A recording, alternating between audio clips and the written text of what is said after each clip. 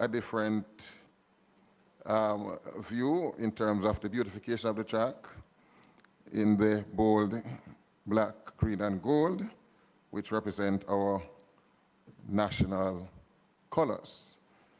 Mr. Chairman, the National Stadium is a legacy monument which has hosted numerous national and international athletic events, including track and field competitions, football matches, and cricket tournaments. The National Stadium is also used to host important national ceremonies, festivals, and cultural celebrations. And we note the independence activities, including our Grand Gala, honoring our Jamaican heroes and pivotal historical moments in our country.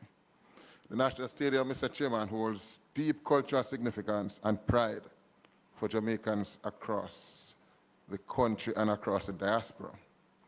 The use of National Stadium goes beyond its role in sports and doubles as a dynamic cultural hub, hosting concerts featuring both local and international artists, music festivals highlighting reggae and other genres, and cultural events that focuses Jamaica's rich heritage and diversity.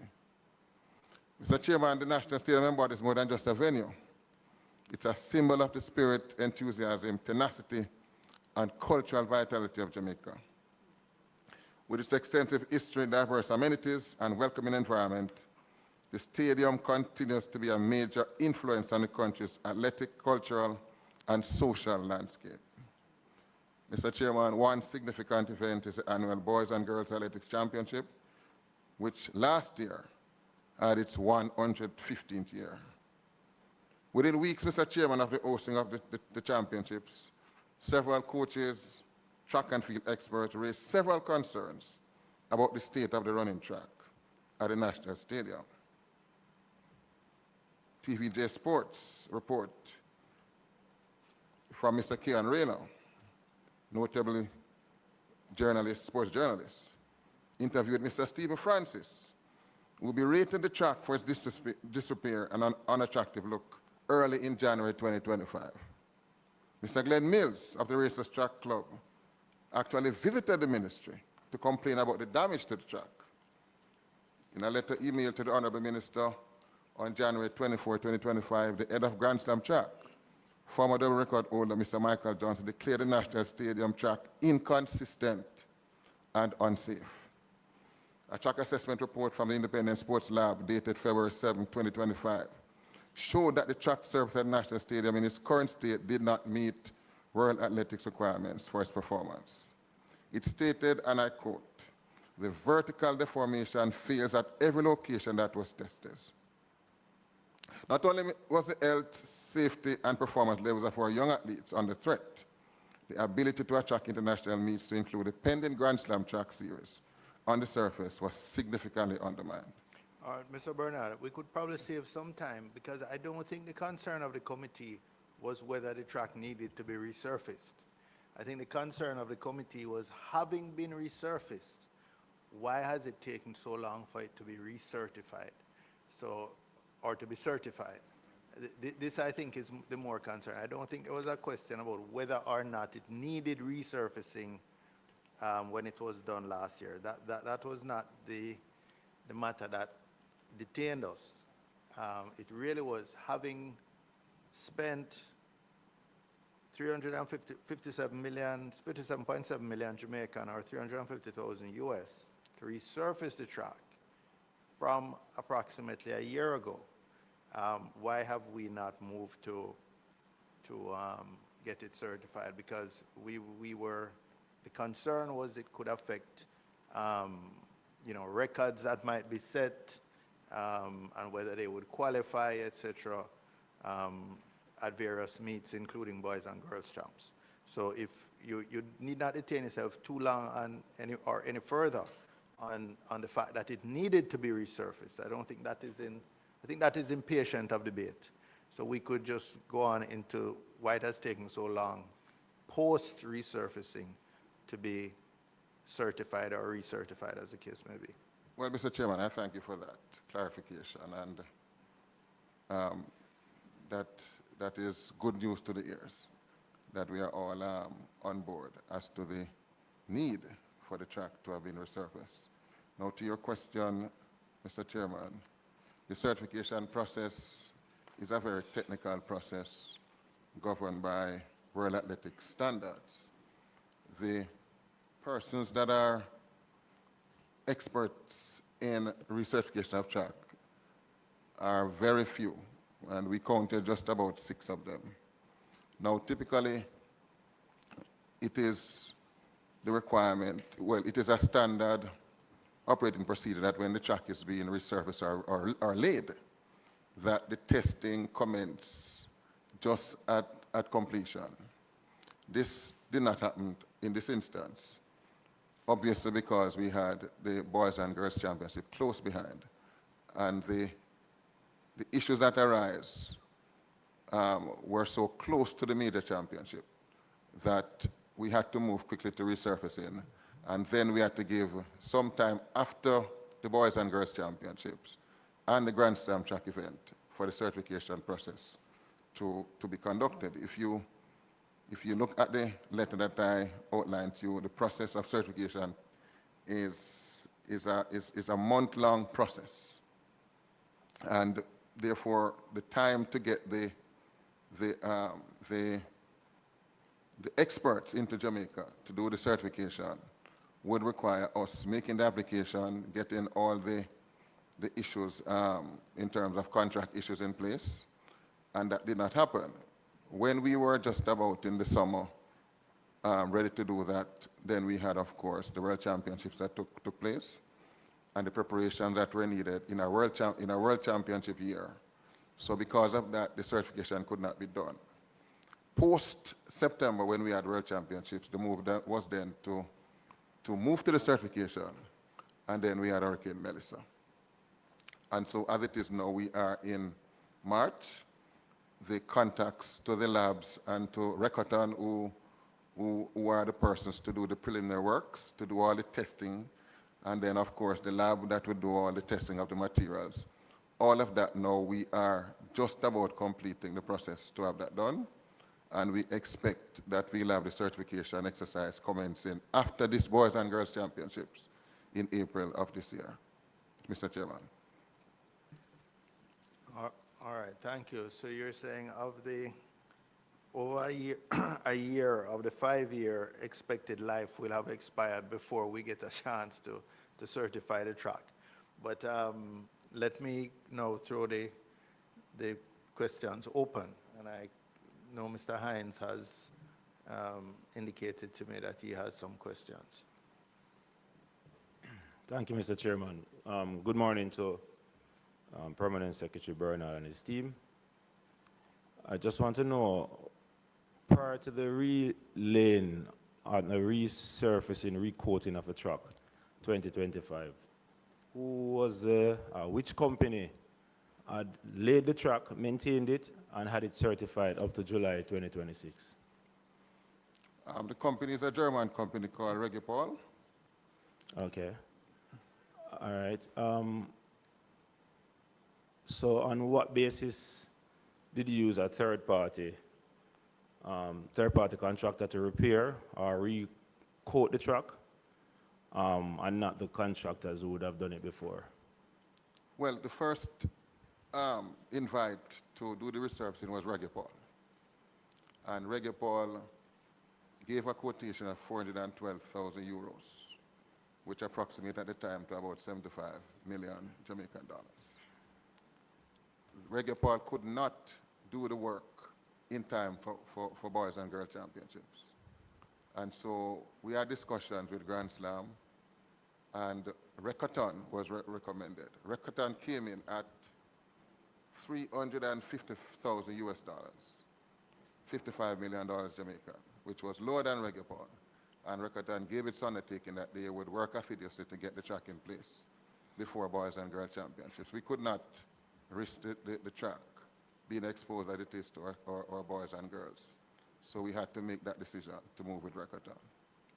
All right. In your procurement process, is it just the value of the work that you consider, or do you consider the competence of the contractor that will do the work? Competence, value for money, maintenance after the works have been completed are critical matters that you have to treat with when engaged in any procurement process. And that is exactly what we did. Recoton is, if you check their reputation, and we'd have done the profile on them, they have certified more trucks in the world than any other company, number one. And number two, they came to Jamaica, we met with them, we were assured, based on our due diligence and also meeting with them, that they were capable of laying the track. This track, Mr. Chairman, since it was laid, produced the fastest time in the 100 meters for the year, for the year across the world. Nobody has run 9.77 in the world since it was run at the stadium by Kishan Thompson. And the boys and girls championship that took place thereafter, there were numerous records that were run during that period of time. And the track has been hailed as safe and has performed at a high level.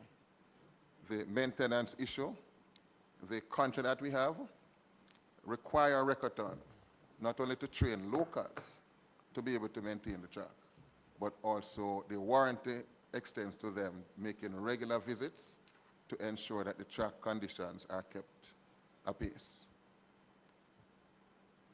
All right. Another question, Mr. Chairman. Based upon Mr. Bernard's pronouncement about the fastest time being run in 100 meters, is it that an indictment that the athletes aren't able to be recognized for such performance, given that the track is not certified? That's one question. And two, wouldn't it be very wise of the Ministry of Sports and Independent Sport Limited, whenever you're engaged in a contractor, that they would have been held responsible for having the track being certified before handing it over to you? As I indicated, well, I don't think I indicated it, but the history of the certification of the track, in 2001, the track was certified 7 months after it was laid. It was not certified at the same time it was laid, because typically the process would not be completed at that time. So it took 7 months, right? I agree that the best thing is to have the certification done shortly and quickly thereafter. So I agree with you, Member Hines, in that regard. But I did indicate that the circumstances in a year of World Championships, also in a year where we had a devastating hurricane, would have impaired the best practice that we would want to have. Now, the best thing is to have Kishi and Thompson's time certified. And we are hoping that when the track is certified in April, that process can also be engaged. So it is not a process that is lost, that the time will not be recognized. But the track, when certified, there still is the opportunity for the time to be recognized. Okay. And just for clarity for everyone, was the track resurfaced or was it an overcoat on what was already there? Track was resurfaced. In its entirety? Yes, that's the contract that we have. That's the contract you have? The contract we have is for the resurfacing of the stadium track. So, on define resurface, they would have removed what was there and would have replaced it with new material. I think it was I think they would have taken layers that were there, the layers that were compromised. They would have removed those and recoated it with a surface to ensure evenness, thickness, force reduction, vertical deformation, and friction, and to ensure the tensile characteristics that are required for tracks. I just want to ensure that we're... So am I to believe that the definition that I have received of resurfacing is not removing the material that is there and putting down a new material, or is it that you're saying you could add on top of what is there and consider it to be resurfaced? Wouldn't that have been considered a repair or a recoating of the track? Well, a recoating suggests to me some kind of color or something like that. I am saying that the surface was impaired before, and so the surface that was compromised had to be removed, and the new layers, which demonstrate the characteristics that we have here, would have now been laid on the track. So, That's the process as I understand. I'm not an engineer, no, man, that's right? fine. But the process as reported to me is that. Okay. Just for clarity, before you go to the next question, want to understand, in the process of procurement and the supervision of the procurement of the contractor and the supervision, which agencies within the ministry are the technical experts on this? Is it the Sports Development Foundation, Independence Park? Is it where does the technical expertise reside within the ministry? The technical expertise as it relates to the track would be at Independence Park Limited. At Independence The Park. procurement Process would be expertise supervised would be by- in the Ministry within the of Culture, within the Okay. Ministry of Culture. So the process you made was a sort of, I don't know what you'd call this, a selective tender where you approached a particular supplier, attempted to negotiate, and then when that failed, you went on to a second. It wasn't a competitive process. As you described it, you started out with one potential supplier. They quoted a price which turned out to be higher than the second eventual supplier. But had you been able to negotiate within time and price, you would have proceeded with that. We Based on would have the preferred time to, pressure. yes, we would have preferred to use the existing contractor because they would have understood all the merits. Their materials would have been already laid on the track, but we could not, given the time and also the price. Sorry, go back to you. sir. Yes, thank you. On this report that I have received, number 2, item 2 says resurfacing area was done under a tripartite agreement with Recatan and, of course, Grand Slam. What role did Grand Slam play in this process? All right, so Grand Slam track had an event that was carded for shortly after the track would have been laid. And so they had an interest in assisting us with negotiating the terms with Recatan, and we did that. And also, given that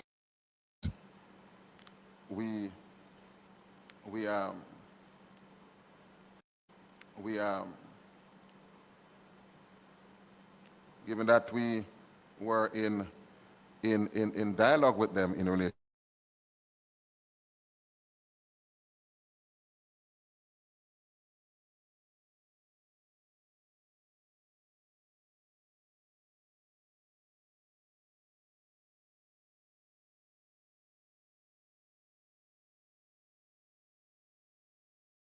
so we had to include them, as any good council would do, to ensure that they are bound by the terms of the contract as well. But the primary persons to do the work would have been Recatan. So you could call Grand Slam in some ways some part of the project management team for the project. That's what I would call them. They were not the expert, but certainly in terms of negotiations and in terms of renaissance and so forth. Reconnaissance, sorry. They were an They were part of- interested party who played the role of a friend of the ministry to get the thing done in time. No, not a friend of the ministry, because certainly I didn't know them before. And since in this instance, PSTAB and I are the ministry, we didn't know them before, so they would not be friends of the I ministry. used it in a sense when they said somebody's a friend of the court, you know, somebody who can assist the court in getting to justice. In that sense, I use it, not in a personal friendship sense. Yeah, but Chairman, I understand your question, and I would want to regard Grand Slam as having an interest to serve, because they had a meet that was publicized internationally. They had already committed resources to this event. When they came to inspect the track, they were alarmed at the state of the track, and therefore it was within their interest to ensure that the track was resurfaced, as it was in our interest. Okay. So I would just put them at that. Any further? Yeah, what is, since the track meet has been held, what is the nature of the relationship between the government of Jamaica and Grand Slam? Noting that Grand Slam has had their challenges in holding other similar events around the globe as they would have advertised. And secondly, in terms of the payment of the 58 million that I'm seeing here, was Grand Slam a part of this payment package? And did they do any work in lieu of rental of the stadium? And can you give the Jamaican people assurance that the amounts paid here, 58 million, was from the coffers of the Jamaican people? Yes, so the first question, I can assure the country that the 57,914,000 784.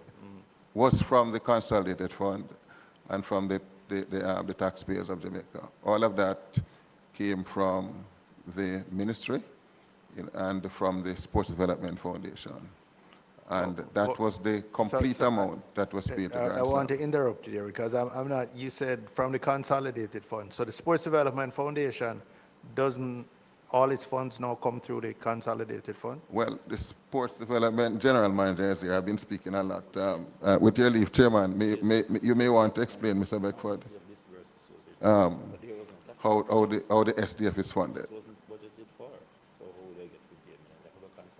Good morning. The answer to your question is that it technically comes through the council fund now. But is there still, But it's still the source of the original source of the funding is through from a tax on betting and Gambling, gaming, yeah. right? But it used to go directly to Chase, but it now goes council fund to Chase. and then reallocated. Right, but some of the legislation, I'm not a legal expert, but some of the legislation still remains in place. Okay, thank you. Any final questions? Yeah, Mr. Bernard did not answer the nature of the relationship with Grand Slam. Current. Well, we ended our relationship with Grand Slam Track after we paid them the sums that were due, and we have had no other relationship with them since then, as far as I know. None whatsoever. So some of this 57 million was paid to Grand Slam? As project managers, the monies were paid to Grand Slam. Or the entire 57 Entire million? amount was paid to Grand Slam. Okay.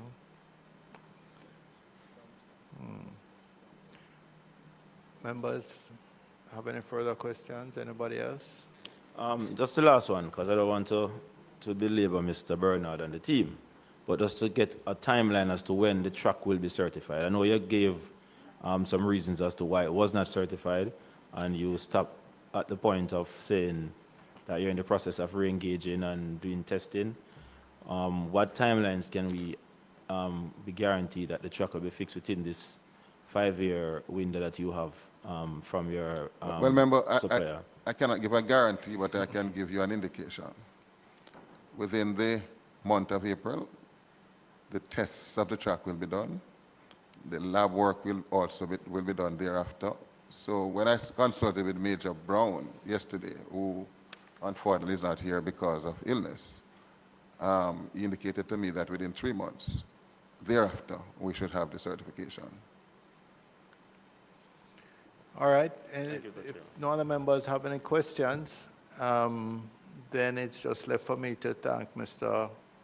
Bernard and his team, and I would excuse you. I know you're all very busy persons, and I would then invite the Ministry of Energy, Transport, and Telecommunications, and I would invite you to come closer after the team from Culture, Gender, Entertainment, and Sports moves out. Thank you very much, Mr. Bernard and team.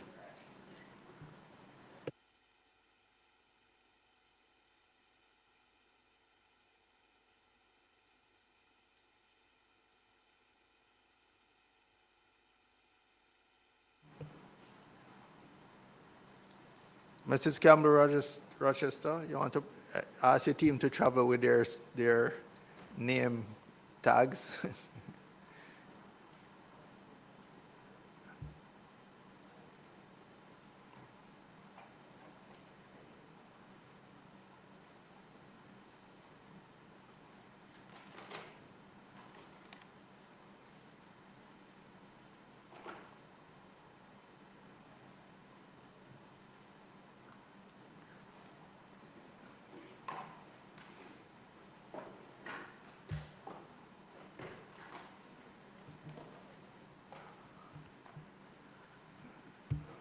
Commissioner Ellington, the last time we sat in this chamber, me in this seat and you over there, it was the Joint Select Committee on the Anti-Gang Legislation. And I think that was a productive, some productive work was done there, and I think we gave a great tool to law enforcement to continue to fight against gangs. I hope we have an equally productive morning. So welcome, PS.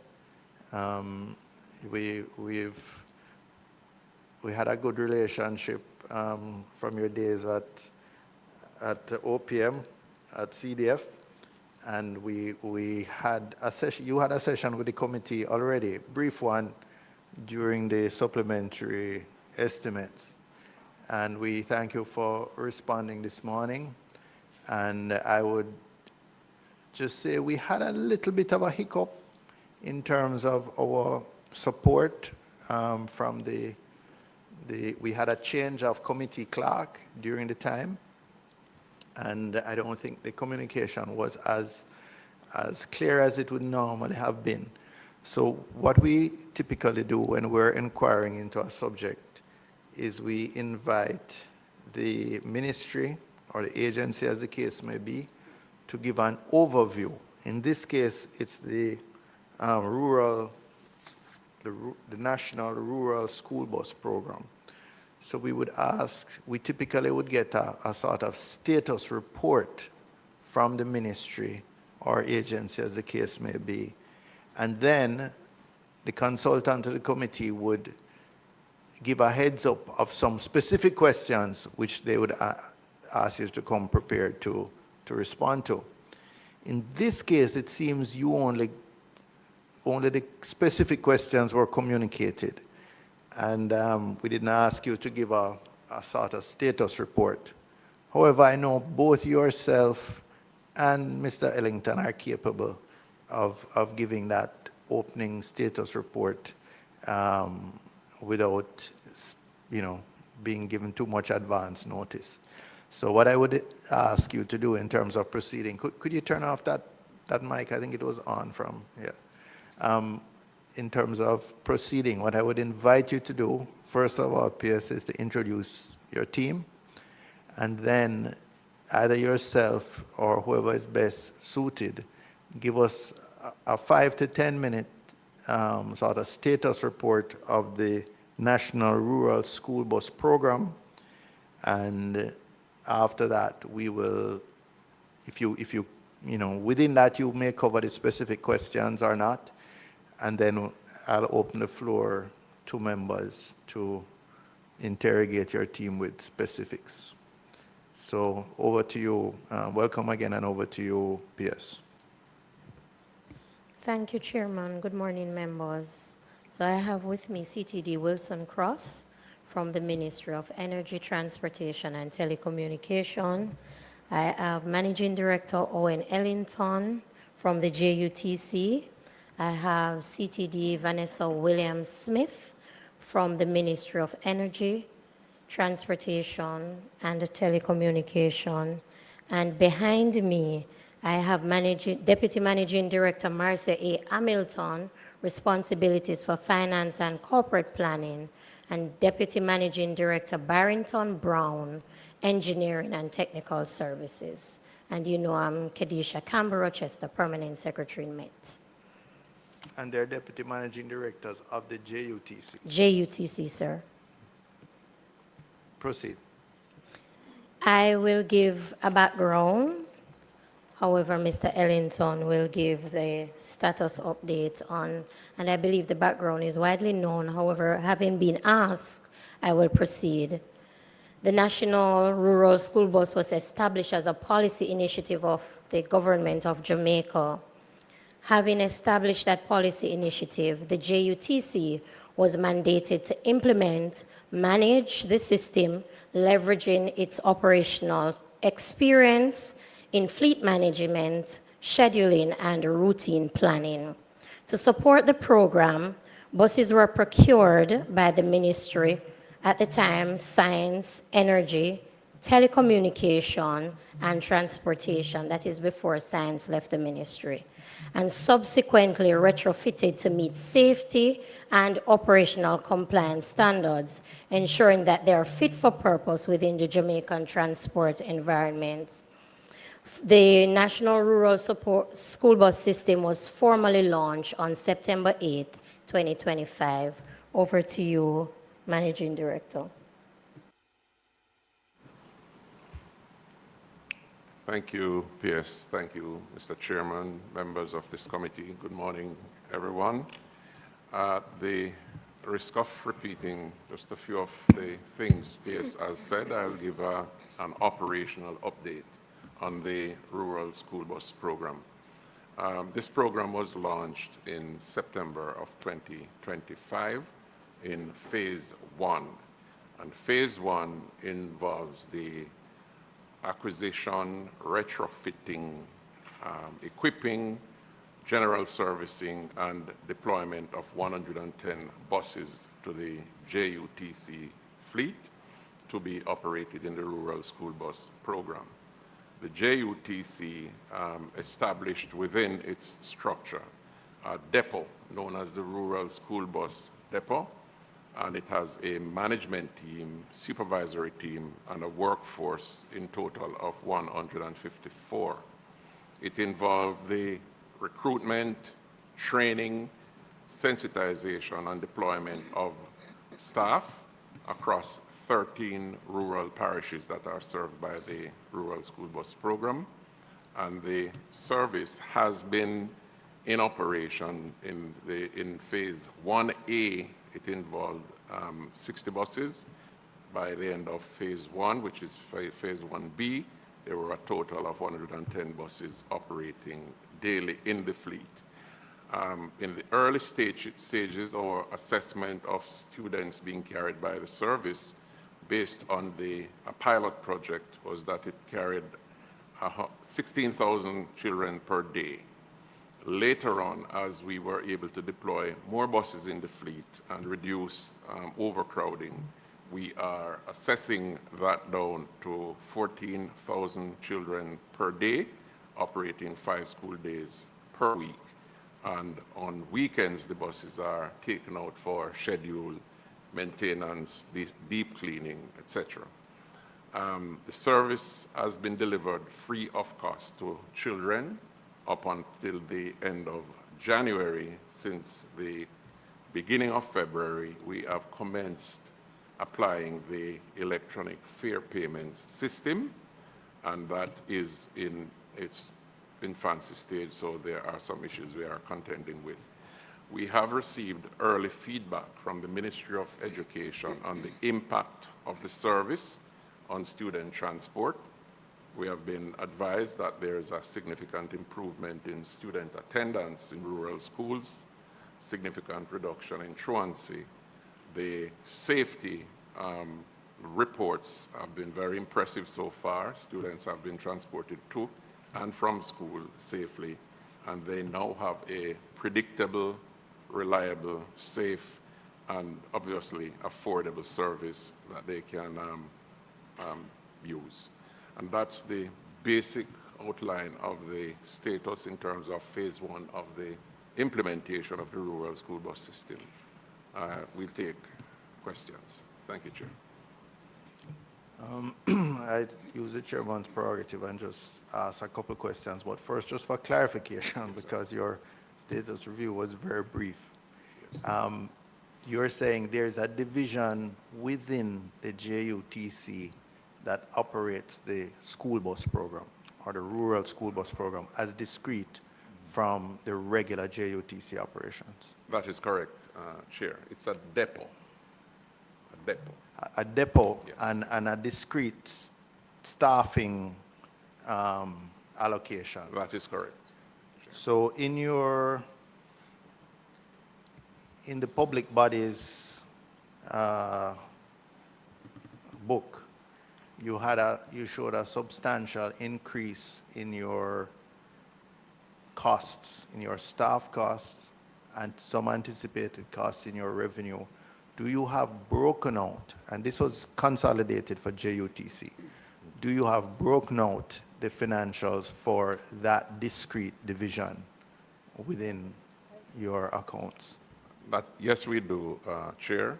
PS has it in front of her. The PS, you want to just give us that then while you're here? Thank you, Chairman. So while it is consolidated in the public books, for the salaries and wages of drivers, it is $630,415,032. For traffic, $50,465,650. For maintenance. For traffic, well, I'm not sure what you mean for traffic. What does for traffic mean? Dispatchers. Oh, dispatchers, okay. Maintenance, $7,143,014. Driver incentive, $4,048,000. Other related cost, $114,697,641. And you would see a total of $871,065,116 for the rural school bus program. And that's the expenses and the revenues? To date, it's 39,000. Now, you're giving me the figures for 26, 27, right? But remember, it was free of cost. No, for 26, 27. 26, 27 doesn't have any, I know 25. Oh, projected. Yes. I'm asking you, these figures you're giving me here now, are they for financial year 26, 27? 25, 26. 25, we're at 26. 26, 27. 26, 27. Sorry, Chairman. So for 26, 27, we're projecting expenses of 871 million. And revenues? Not material. It's not material right now because there's currently a low take-up of the cards for students. But currently what we have on record to date is $39,500. Okay. I really would like you to tell us how this rural bus system fits in within the overall transportation policy. And it's hard to isolate one from the other. And at the risk of Mr. Clark saying I'm using my constituency as an example, but in deep rural areas like my constituency, the population density is very low. And it is challenging to maintain one transportation system, to have enough passengers to support one transportation system, much less to have two transportation systems. Because in these areas, students might represent between a third or over 50% of potential passengers to the general system. So could you locate in terms of how the rural student transportation system will integrate into the overall transportation system? And the second element of this question is many schools, many rural schools, Monroe, Manchester High, many of these schools have extensive dedicated bus systems already that bring students from, in the case of Monroe, from all different parts of St. Elizabeth, even as far as Mandeville. And how do you see this rural bus program integrating with the private bus operators that serve these schools now? Chair, I would like to add to your question as it relates to the integration. I have a concern. My own constituency is very different from yours. There is not one bus that any school has. And most of my kids are on bike backs sometimes 2, 3, 4 of them trying to get to and from school. So the rural bus system has been extremely beneficial for East Rural St. Andrew. Taxi operators, bus operators who are private go for higher income first. And I have seen for myself 30, 40 students packed in a little van in the back of the taxis, hanging out on a regular basis.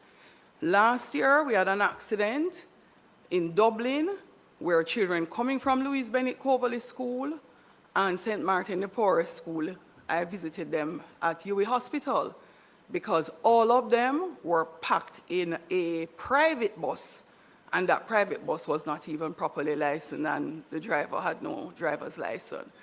So I hear sometimes the concern about a government-operated system of transport that is supposed to be a social good, a benefit to citizens of the country, where we're always talking about how the loss.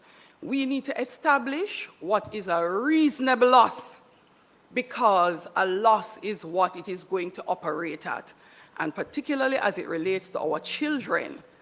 I, as a mother, find it very critical that we safeguard the well-being of our children at school, and we should not be looking at thinking for a moment that privatized arrangements should supersede what the government is doing for the children. Yeah, I noticed you jumped the line of persons who might have questions. But I'd like to. Yeah, I was trying to turn on the mic for Mr. Ellington, but because everybody had on their mic at the time. But I'm trying to understand the policy.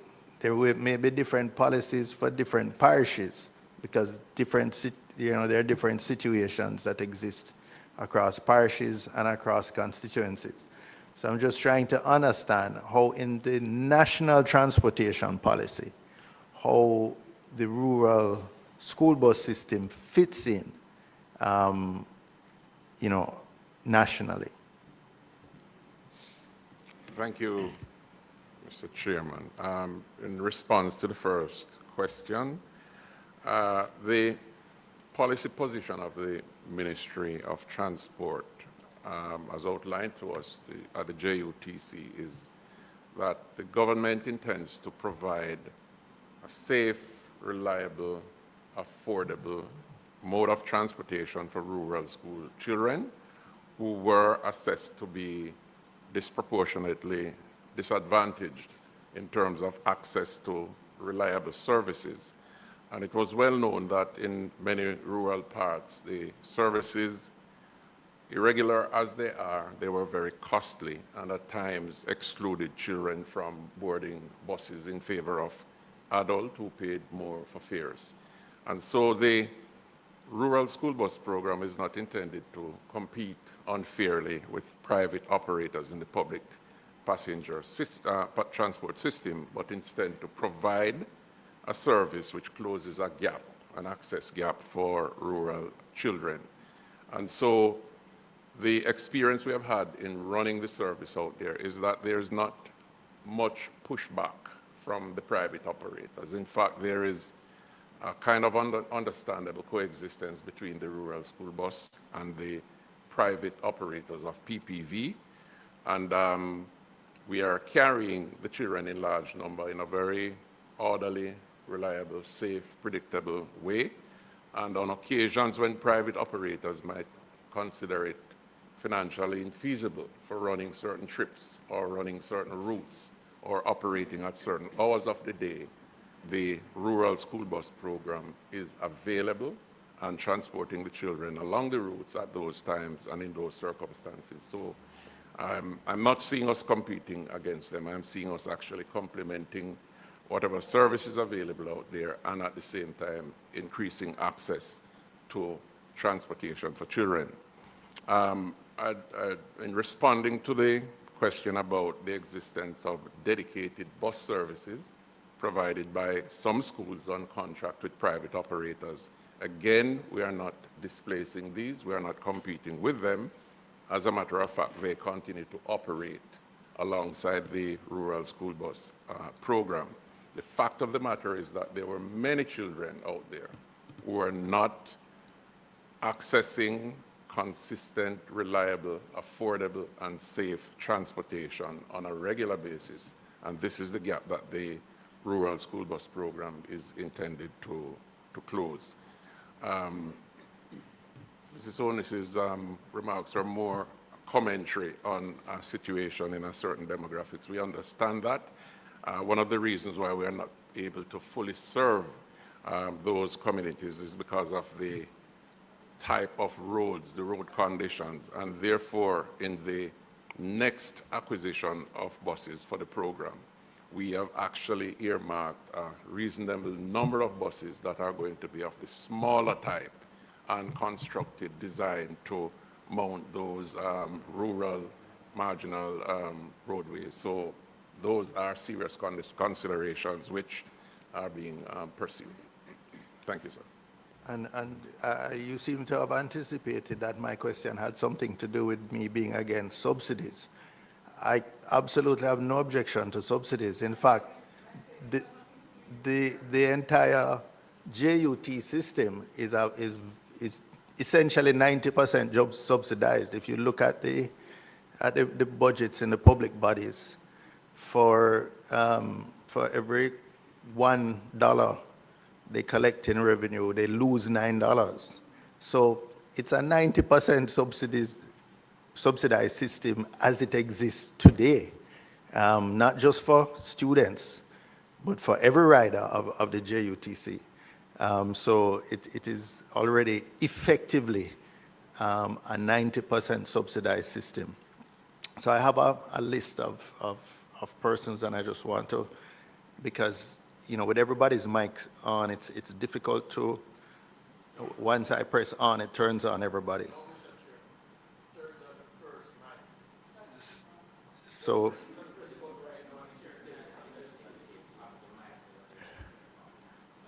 right, but what happens is sometimes I'm turning off different mics.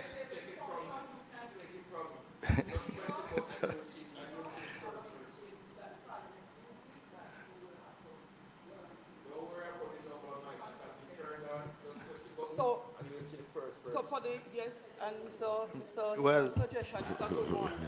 Good morning. All the persons who are representing should leave their mics on. That's the only limitation. So like Mr. Ellington, PS, just leave their mics on. Yeah, but But for here, it is in the order. Mr. Chairman. Chairman always Mr. have Chair. order. I'm following what you said. You're on the floor, Mr. So I Clark. don't trust No, but Chairman's order. we are here I to don't trust discuss it. the matter. I don't trust it. The And my mic- experience is that he's biased. Yes, that's my experience. Mr. Clark, please. So What where we are now, happened? Mr. You see, Chair. for example, now I'm going to the next mic. 2 mics have been turned on. You probably This pressed is it why twice. the way we have been You producing. have to turn them on one at a time. So No, I don't turn for them you on to one have- at a no, time. So for you to have 2 mics on, it means you would have pressed twice. You pressed twice, yeah. Yeah, because all of them don't come Once, on you together, only Chair. press once and it turn one mic You know, on Mrs. at each Honis, time. we were come having on no together. problems in this committee Then in we how come we on were together. proceeding. In all the last meetings, you were absent. We were proceeding on the basis that I was recognizing the members as they caught my eye, and there was no challenge. No problem. Right? But I have been to When the you are in the meetings, chair, and I noticed you do that. run it. When I'm in the chair, I will But present. Mr. okay? Chair, we But you have still a have to take this- microphone you still system have- if you you're still going have to to do take that. discussion, Mr. Clark, Chairman. you are next on my list, then Thank Mr. you very Newell, much, Mr. Chairman. and then Mr. Dr. Chairman, Dawes. as you're well aware, even in the first world countries, public transportation is heavily subsidized at all times.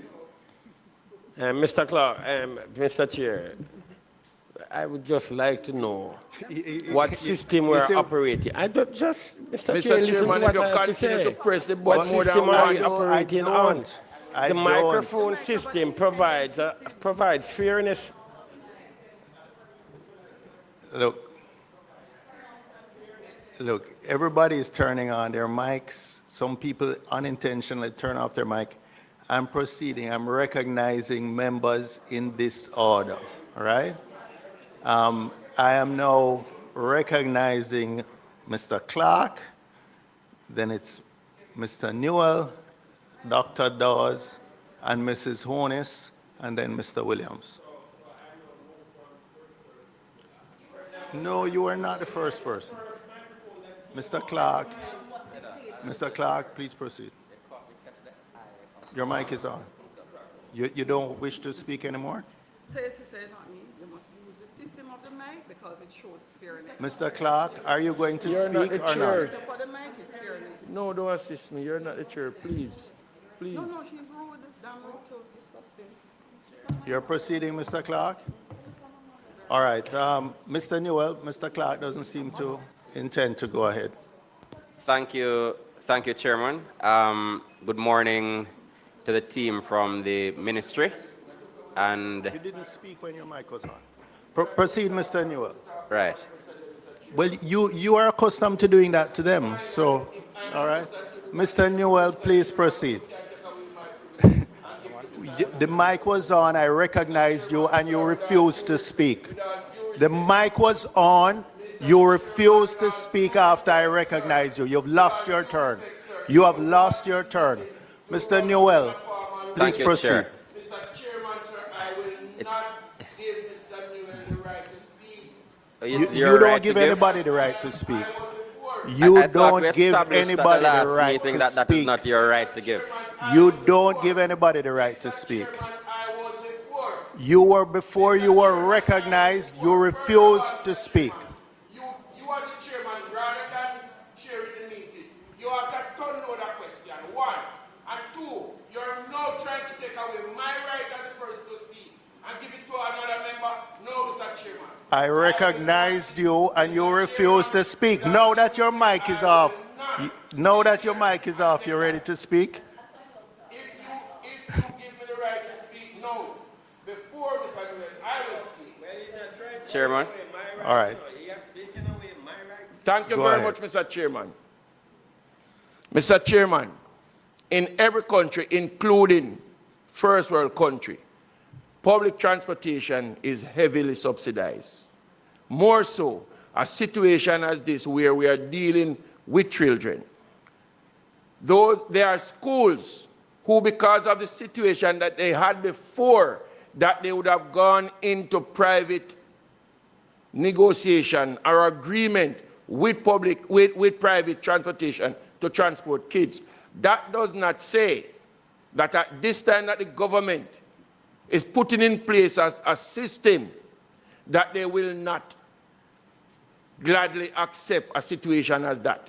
Mr. Chairman, when you take, for example, the western section of Jamaica, transportation to and from school sometimes is very dangerous. So, for example, Westmoreland, you have what you call the bike taxis.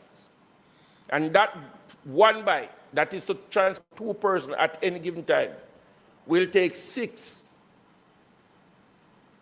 including 5 children and the rider. Mr. Chairman, that is not accepted, should not be accepted, but it's the reality. Now that the government is introducing a rural school bus system, I think we should appreciate and accept. There are going to be flaws, we can iron them out. Mr. Chairman, the private person is doing this for a profit. That does not say that the government should renege on their duties and say, okay, it is only for private people only. They have a duty to provide. When you look at schools in Montego Bay, high schools in Montego Bay, for example, in St. James, for example, in one constituency, South St. James, you have at least 3 high schools. Right now, or before the introduction of the rural school bus system, you also have some stories that you hear that is unbelievable. You have what you call, Mr. Chairman, no pocket D&M something. It is a story that I would have to tell you about it outside of this meeting. But Mr. Chairman, we must welcome the situation here now. I am asking. Do you have a question, Mr. Clark, for the officials? Are you aware, Mr. Chairman? You have a question for me? I am speaking through the chairman to the official, if you don't understand. Thank you. Mr. Chairman, through you to the technocrats that are here. Are you aware, Mr. Chairman, that since this rural school bus system has been introduced, that a lot of all that nuances have been cut out or minimized? I am somebody that is on the ground. I don't know about you. I am on the ground. You're asking the officials. I am asking you, Mr. Chairman. Right, you're asking asking me to it ask the through me. question. Right, you're asking. And I'm doing it the formal way, through you to the technical. Right, and I don't know which one of the officials wants to respond to that.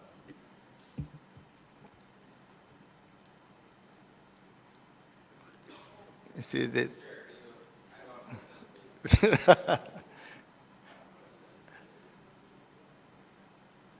Officials. Answer that, yes, we're aware. A simple answer is yes, we're aware, and we have gotten some statistics from the Ministry of Education.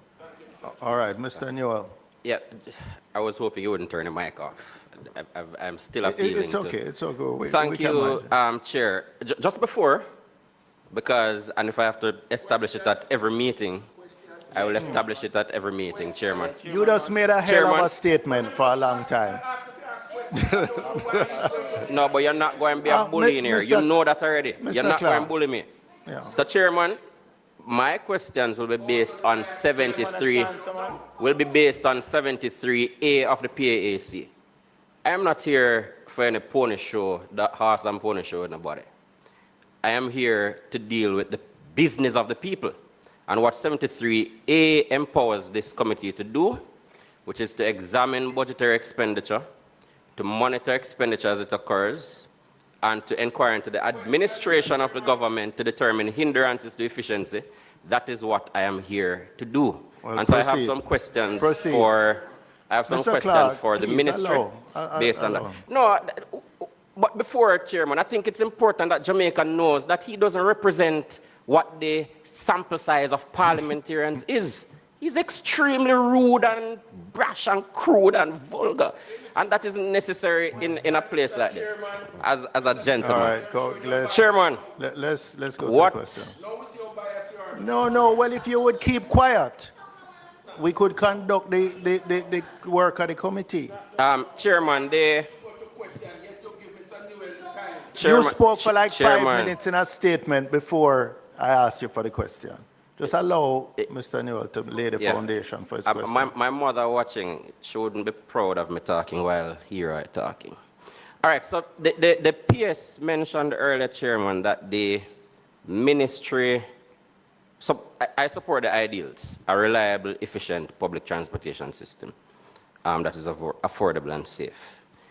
It was mentioned earlier that the JUTC is implementing and managing the system, but that the ministry procured the buses. Is it the norm for does the ministry generally procure buses for the JUTC's fleet? Definitively, yes. So that not is general. only the rural school bus, but other buses in the fleet. Was the JUTC consulted in terms of the decision on whether the buses would be new or used for this particular program? No, they could not be consulted because it was an unsolicited proposal that the ministry received. So the policy was in response to an unsolicited proposal? Yeah. No, was the policy in response to an unsolicited proposal? No, PS, no, don't sir. keep turning off your mic. Yeah. Just keep on your mic. Okay, no. So the policy was there ahead of the unsolicited proposal? Yes, sir. So the ministry had intended to implement a rural school bus system and to procure buses for same? Yes, sir. Was there any consideration of whether the buses to be procured would have been new or used for this system?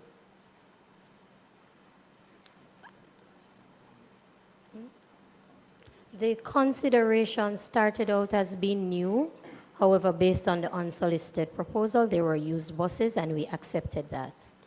Would it have been prudent to, since the ministry has an agency that is in the business of managing a large fleet and dealing with the issues involved, would it have been prudent to get some advice from the agency before deciding whether new or used buses would have been, because an unsolicited proposal is not something that binds you. It is a proposal. So I just want to know whether it would have been prudent to get some advice from the agency that has the experience, institutional knowledge in terms of operating and maintaining large public transportation, large public transportation fleet. What I can say at this point in time is that the JUTC assessed the unsolicited proposal. Was it always the intention of the ministry to roll out this program in September 2025? I would not say given that timeline, but what I will say, it was always the intention of the ministry to roll out a rural school bus system. Actually, it was supposed to be rolled out from 2023. So you were behind in terms of when you had intended to roll out? Yes, sir. So the unsolicited proposal, was any opinion sought from the Jamaica Constabulary Force, for example, which had experience implementing a used vehicle program for their fleet? No. In terms of the monthly cost of maintenance, has any study been done to see how that compares to the fleet that the JUTC has? So year one on acquisition of a JUTC bus, traditionally, has any study been done to see how the maintenance costs for this fleet compare to that? I think you're talking about life cycle costs. Yes. But I'm going to invite Mr. Ellington, then I'm going to ask you to pause because you've gone through a number of parts to your question. So I'm going to ask you to pause after the life cycle costs, and then I'm going to go to Mr. Dawes and then Mr. Williams. In reformulating Mr. Newell's question, he wants to understand the life cycle costs of operating new versus used vehicles.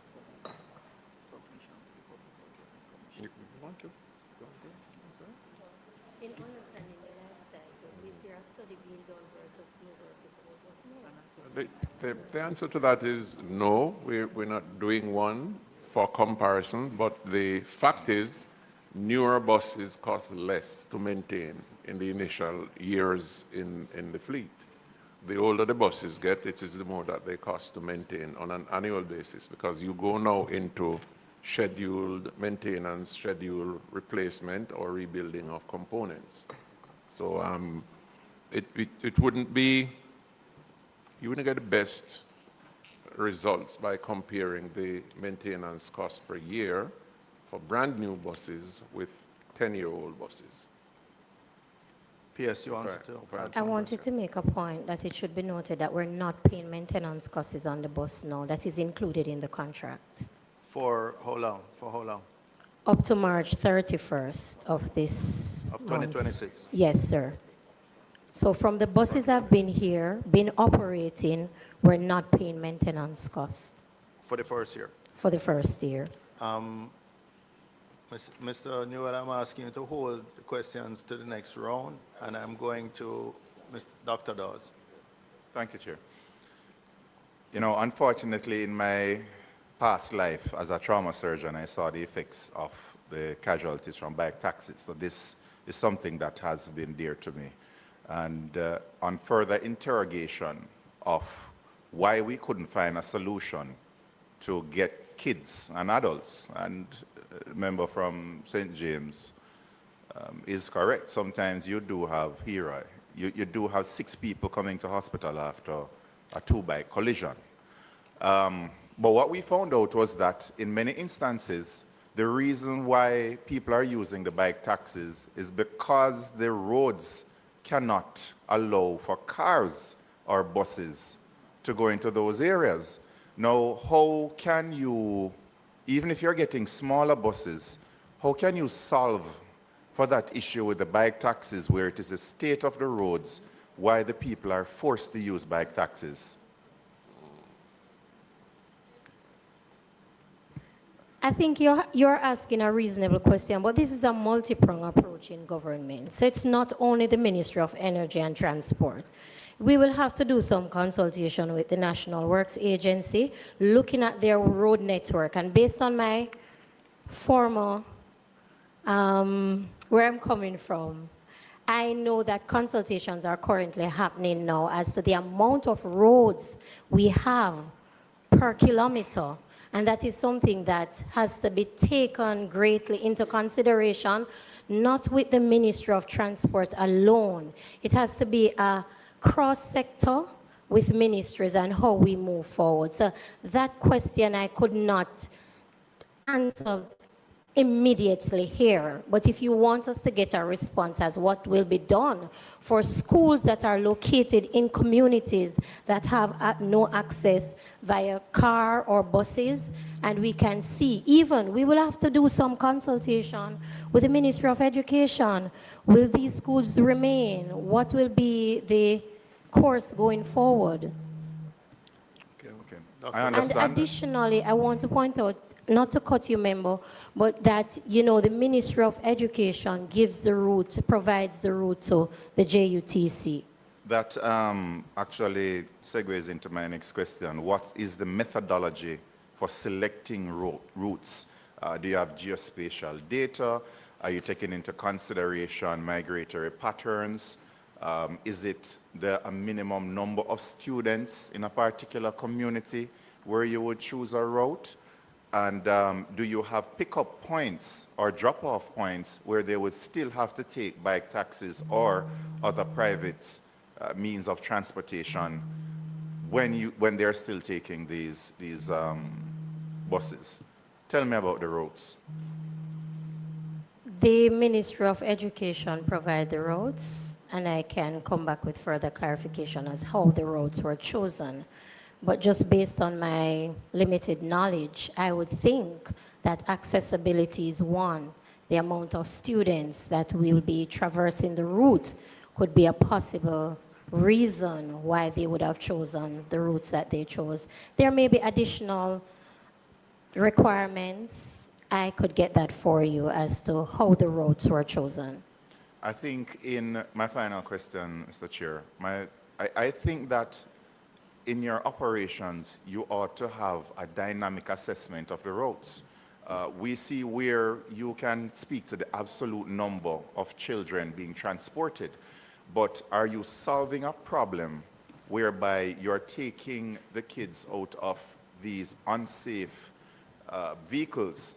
Or is it that they're using unsafe vehicles to get to a particular meetup point, and then they're counted in your numbers as being, rescued? So these are pertinent questions I believe that you should have, not just with the Ministry of Education, but find some other data points to see where your routes are and if it is sustainable, for one, and are you achieving your goals? Thanks. Mr. Ellington, I think you could assist here because I think respond to Member Dawes' question. The routes are determined through a process carried out in conjunction between the Ministry and the J Service Planning Department. It takes into consideration road conditions, distributed routes, designated pickup points, designated drop-off points to ensure that students from the far can be picked up and can arrive at school time for the start of vice versa. This is where the buses cannot go because of road conditions. And in those circumstances, children may have to disembark the bus and find another means of transport home, whether they walk home or they are picked up by parents or unfortunately, resort to some other modality which was mentioned before. But as the roads are improved, and I must point out that one of the things that we did during what we called a route survey, after the routes were given to us, we did route survey with all different sizes of buses, and that is how we determined that some buses could possibly operate on certain routes. We also made recommendations through our ministry to the ministry with responsibility for roads to repair some roadways, do debushing, patch potholes, and in all of that, we have come up with situations where routes that previously didn't have buses operating on them now have buses operating with due care, obviously, but there are certainly some other areas where the buses just cannot go. In the next tranche of buses that we intend to buy, there will be some buses that are much smaller than even the smallest one now in the fleet, and hopefully it can take children along those routes. Thank you, sir. It's now Mr. Williams. Good morning, Mr. Chairman. Well, I have two questions, but just listening to your response to the member Dawes, I just have two additional questions to my initial two questions. So let me ask the two questions now emanating from the conversation with member Dawes. The program is an expanding program. Yes. Yes, sir. All right. And therefore, I get from what you were saying that you are in constant dialogue with the Ministry of Education, Yes. the National Works Agency. Yes, the municipal corporation, because some are parochial roads. As you see the need for new routes and in the expansion of the program. So you're taking these things into consideration in terms of routes that are troubled, for want of a better term.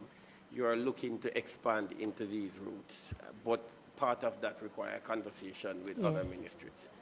So you're saying that is currently taking place? Yes. All right.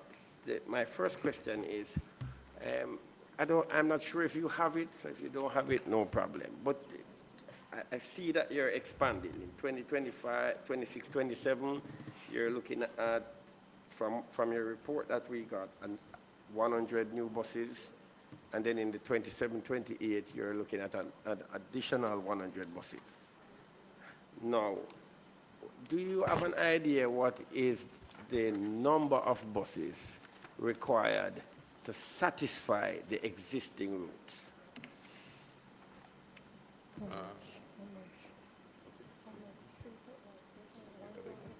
And when you say, you're saying if you would provide all rural All right, so school, when you say satisfy, I'm trying to understand. All right, so what if I'm you were to saying, there completely are- replace the private system or just those that are underserved? To fill now? the gap. To fill the Filling the gap. gaps. To fill the gap. Approximately 750 buses when we do the study.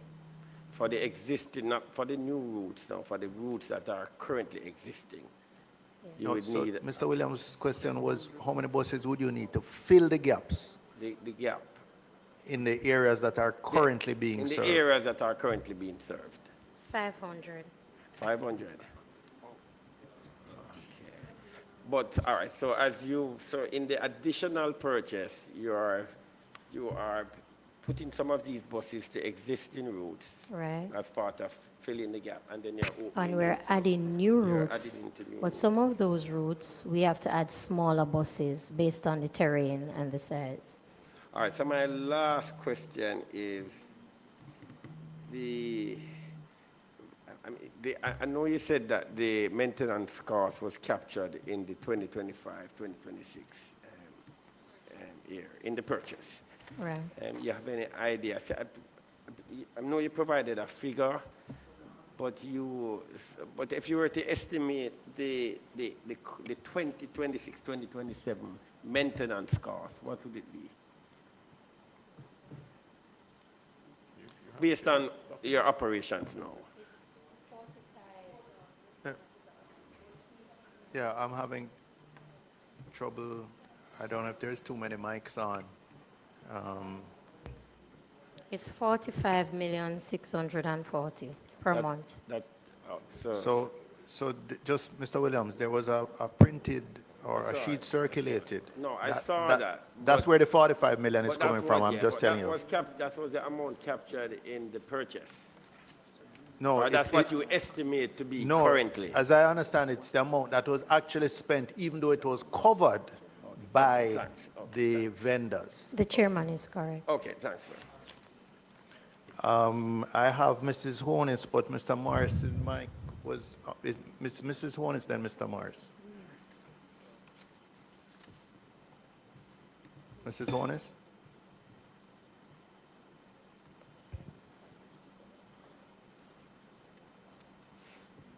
Chair, after we're finished, I would want to move that we deal with some housekeeping issues. That we want? First question, is any specialized training afforded to the persons who drive and operate the school bus vis-a-vis what we would normally have utilized for the regular JUTC bus drivers? Yes, yes, member. Yes. So far more extensive training Yes. is done for those drivers. In terms of absenteeism, where either a driver just for whatever reason, not well, whatever, just has not turned up, what is the level of reserve that you have on hand to be able to still function at the optimal level?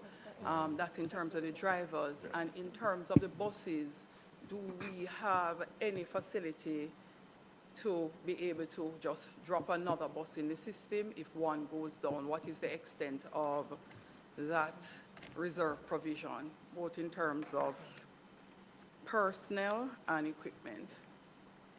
I'll Thank let you. the managing director answer this one. Thank you, ma'am. We have a driver-to-bus ratio of 1.5 per bus, so that we can always have individuals available when we have situations like you mentioned, sickness, absenteeism, and in instances where drivers are involved in accidents, we have to pull them from driving duties to do investigations and inquiry, and we do have to substitute other drivers.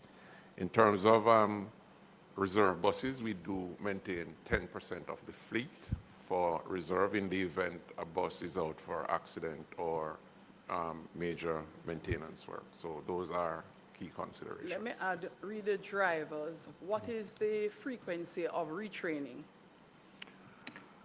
It's too frequent because as the buses are involved in many contacts in the rural parishes. These are not necessarily third-party vehicle contacts, but they come into contact with embankment, with stones, they fall off some compromised road surfaces, and sometimes they're actually stationary and other vehicles passing them will come into contact with them.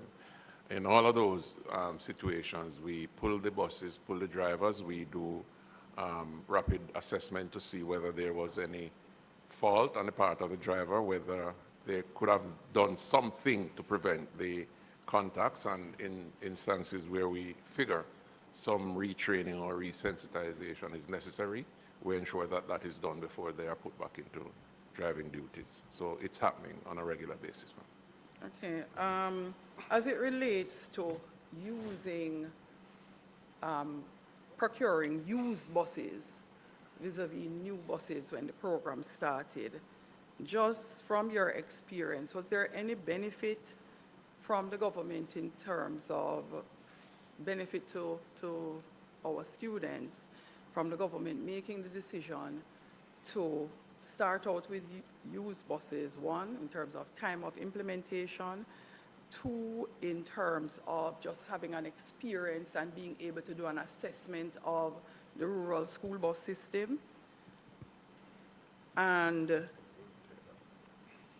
based on the time we have operated the buses up to the 31st of March, when maintenance will no longer be picked up by the persons we procure the buses from, have we observed any reduction, even though there are older buses, in the cost of maintenance, meaning that your very first set of costs would have had you being able to run through a bus, figure out all the issues, do your repairs and maintenance at that time, which would make future maintenance in the short term less likely to be required, or future replacement? Because maintenance is both just the regular run of the mill and sometimes major work. Remember The experience of a trial period, really. okay. The experience you have had so far, I think, mostly relates to students transporting the children. We are on time, we are regularly scheduled, we are a safer service. No child is left behind. There is improved student confidence. Parents are now more confident about the modality of student transport. The independent feedback that we got from the Ministry of Education suggests that there's improvement in attendance, reduction in truancy, student safety has been enhanced, and it is actually positively impacting teaching and learning. In terms of the JUTC, it was indeed an experience for us in terms of very rapid transition from policy to operation, us having to recruit, train, deploy, get involved in the whole process of retrofitting, equipping, testing the buses, and running them out. We have garnered tremendous amount of technical experiences in-house, which will enable us to maintain a fleet of the sort over an extended period. In terms of maintenance costs for the buses, it has been reported before that the cost for maintenance is included in the procurement contract up to the 31st of March this year. So the company is not carrying any maintenance cost.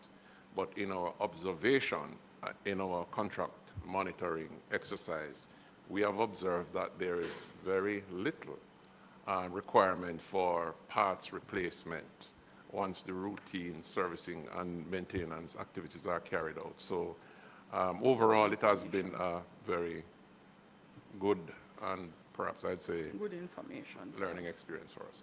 Thank you. Okay, good information to have on the trial period. Yes, I'd yes. like to also add that the learning curve from the used school buses are that we would have gotten information on the types of buses going forward based on PPC's recommendation. Increased coordination, we need to be more coordinated sectorially, and we would have data in terms of our assessment. And that's one of the takeaway from the used bus, is that before you wouldn't have certain data now because you were not operational.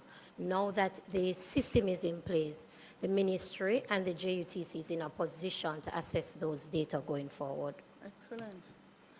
And my last is a comment/question, as this is a committee meeting where one can have comments and not only questions. So the question asked by Member Dawes and Newell combination. When the school bus system was introduced, members of parliament were asked to identify all the school routes in the rural space where they felt it was necessary to have the rural bus service system. In my case, many of the routes still did not get a bus. So the response in respect of the Ministry of Education identifying the routes, I guess they would also have been better placed to say the extent of the number of students who would be utilizing it, and they would have prioritized based on that and the road condition. What I had also done as MP was reach out to JUTC and I'd asked them to do a recce, just drive all the routes in my constituency using the bus and identify what were the issues that caused them not to be able to put a bus on the route. And I did that for regular JUTC bus because some of those old routes no longer have buses, and for the school bus system, so that we would be able to determine if something is too steep, if it is too narrow, what is the problem that is causing you not to be able to provide that service. And through Chair, PS, asking that we continue that across constituencies, along with NWA, with their priority as to the roads that they would like to work on, because our students being educated in rural spaces in particular is going to be critical to Jamaica's future. It is not fair for some students to always be behind unless they are super bright. They are not afforded the privilege of what students in Manchester, in the city, or Kingston City, Ocho City, Montego Bay City have at their disposal. It's a very different experience. So that coordinated approach, especially with new buses that we would not want to see deteriorating fast in the rural spaces, is to push and have that drive to say, policy-wise, twin the efforts at improving the road network with the efforts to have the bus system maintained and our students in the rural spaces getting to school in the way that it happens for others. Thank you And very so, much, Chair, Mr. this is not a question. When the session is finished, I would like to raise some housekeeping issues because I find your That will be behavior under absolutely AOB. rude. That will be And under I AOB. find new members not appreciating that some of us sat and listened we'll and deal learned with that in before we AOB. start. Mr. Morris? Thank you very much, Chairman.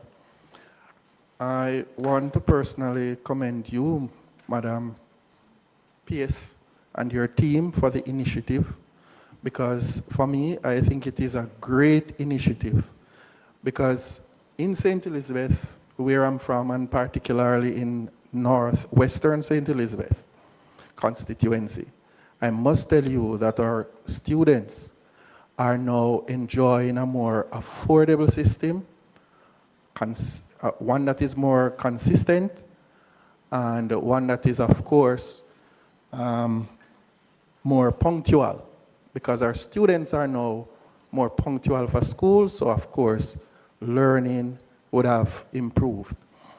Now, my question is, how soon can we expect an expansion of the bus system in St. Elizabeth, and particularly that of Northwest St. Elizabeth? Sorry. I keep on turning off my mic, apologies. We had an expected timeline of September 2025, but because 2026, sorry for the expansion, but because we have to go through the PIAB process, you may see us going down a little further. But hopefully, within this year, you will see some expansion of the rural school bus system. Awesome. Where are the results? Just stick up in there. Could you maybe just send out something to MPs generally? Many of these MPs are new and were not here when the original consultation about the school bus routes took place. Perhaps you could send out something general to include. I still have the email addresses. I could. Sorry? I still have the email addresses. For all the I new, could. yes. So that the newer MPs or the new MPs who were not involved in the original consultation. Yes. Go ahead, Mr. Morris. Yeah, I think that would be good. My second question has to do with where, Mr. Ellington, where the reserve buses for St. Elizabeth are located. And how many do we have in reserve? And Mr. Ellington, on that, you had earlier in your introduction spoke about a depot in Kingston. But where do the buses for the rural schools, where do they reside, and where's the base for those and the reserve drivers? Okay, sir. Thank you, Chair. It's a very unusual structure for the rural school bus program as at right now. We are hoping, in fact, we have approval from the board to go and seek basing infrastructure so that we can have a very uniform, secure location in each parish to accommodate the buses at nights, on weekends, and to be able to carry out certain preventive maintenance service, especially in light of the fact that the fleet is to be expanded. But as of right now, the buses are based in maintenance pillars, which are provided by the supplier as part of their contract. So in the case of St.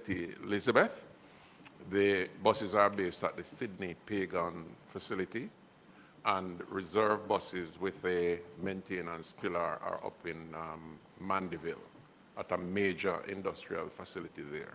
And this is the kind of arrangement that we have going around the country. For example, in Portland, St. Mary, St. Anne, St. James. In St. James, we are housed at the Montego Bay Metro facility.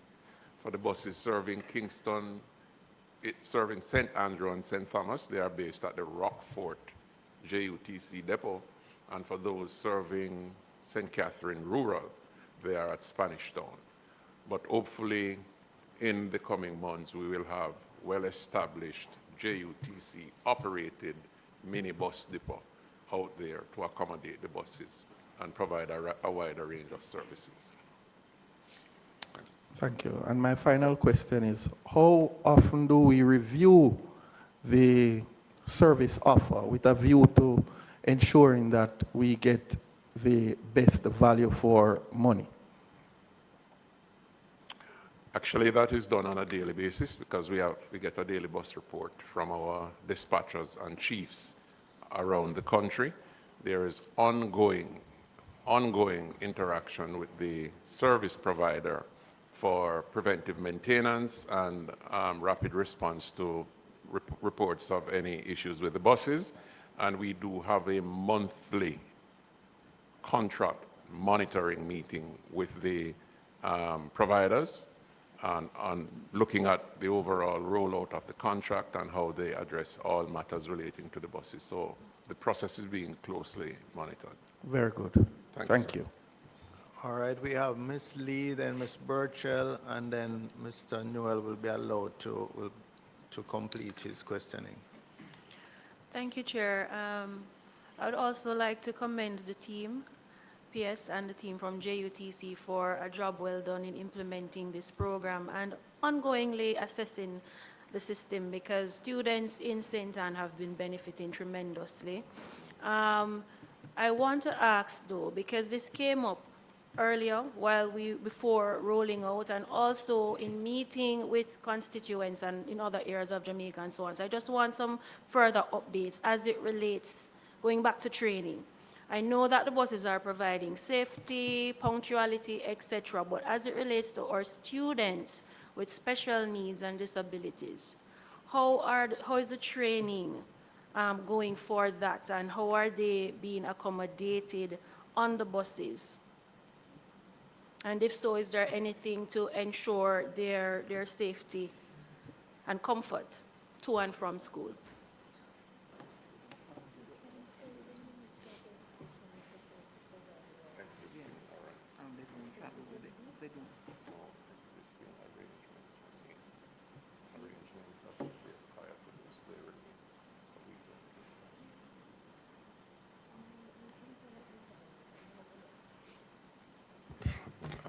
May I respond to the question?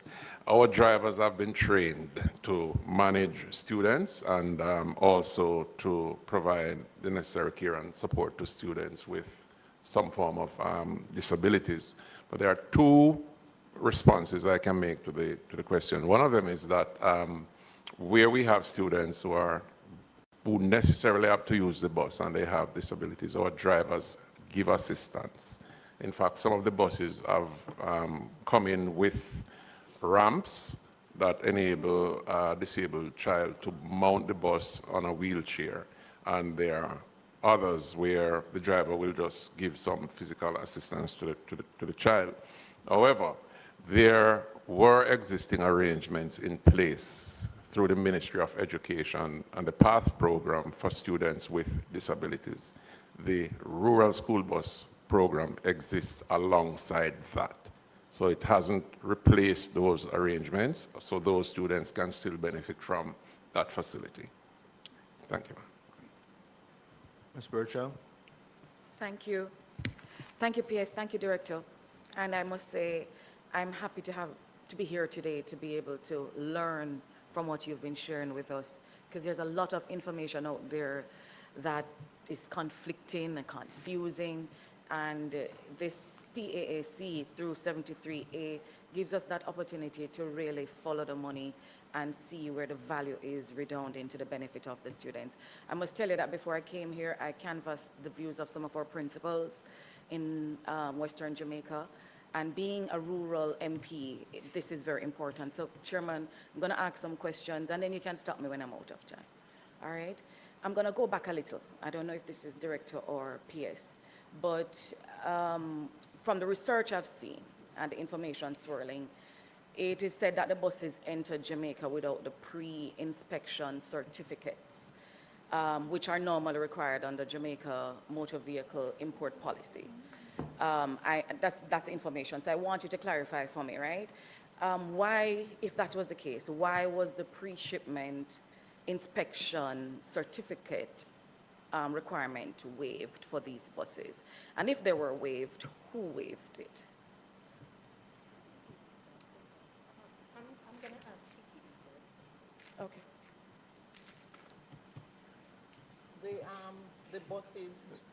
The buses are inspected. Sorry? There was no waiver of the inspection report, and when they come in as well, the ITA, Island Traffic Authority, has to certify the buses as well before the JUTC can put them into their system. So the pre-certification was done overseas before they came here. By Yes. whom?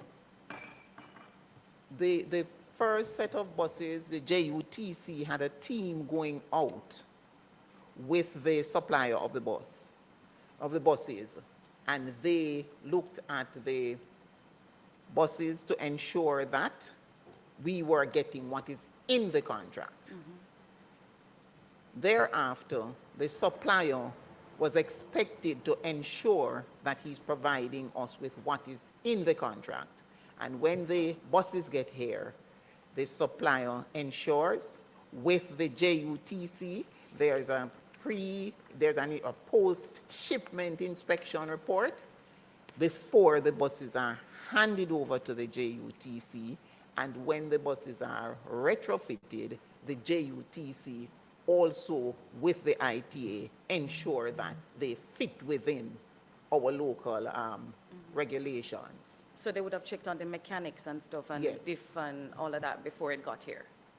So the fact that they came means that the JUTC and their inspectors assured the government that these were suitable for us here.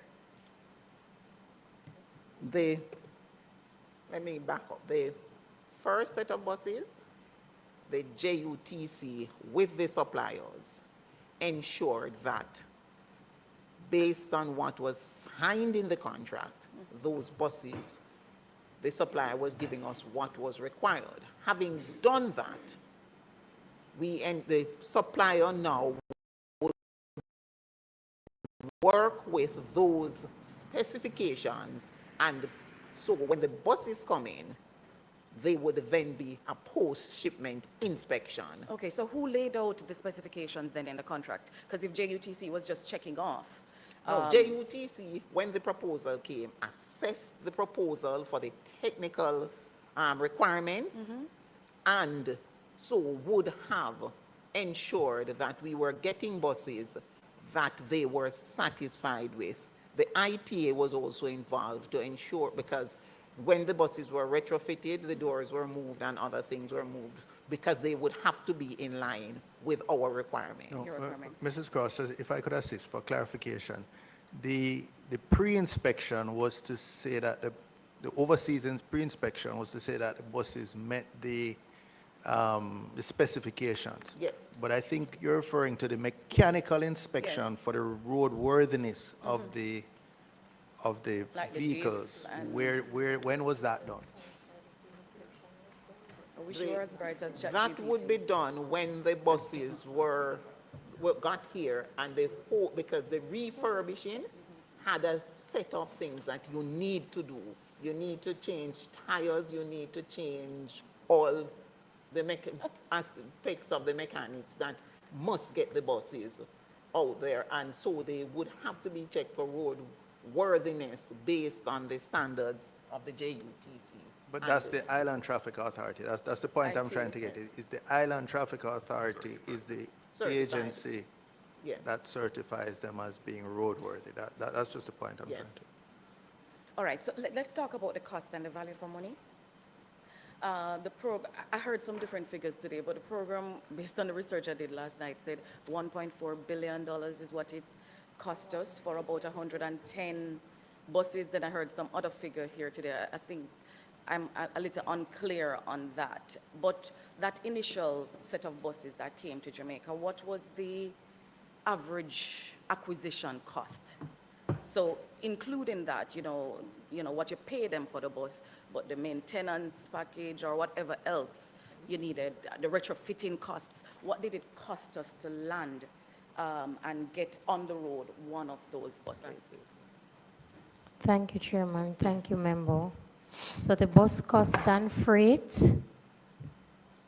is $543,455,500. The brokerage fee, $108,691,100. The bus refurbishing, I'm seeing here $297,655,866.20. For maintenance, up to March 2026, we're averaging about $9 million per bus per month. No, not per bus, for all the buses, $9 million.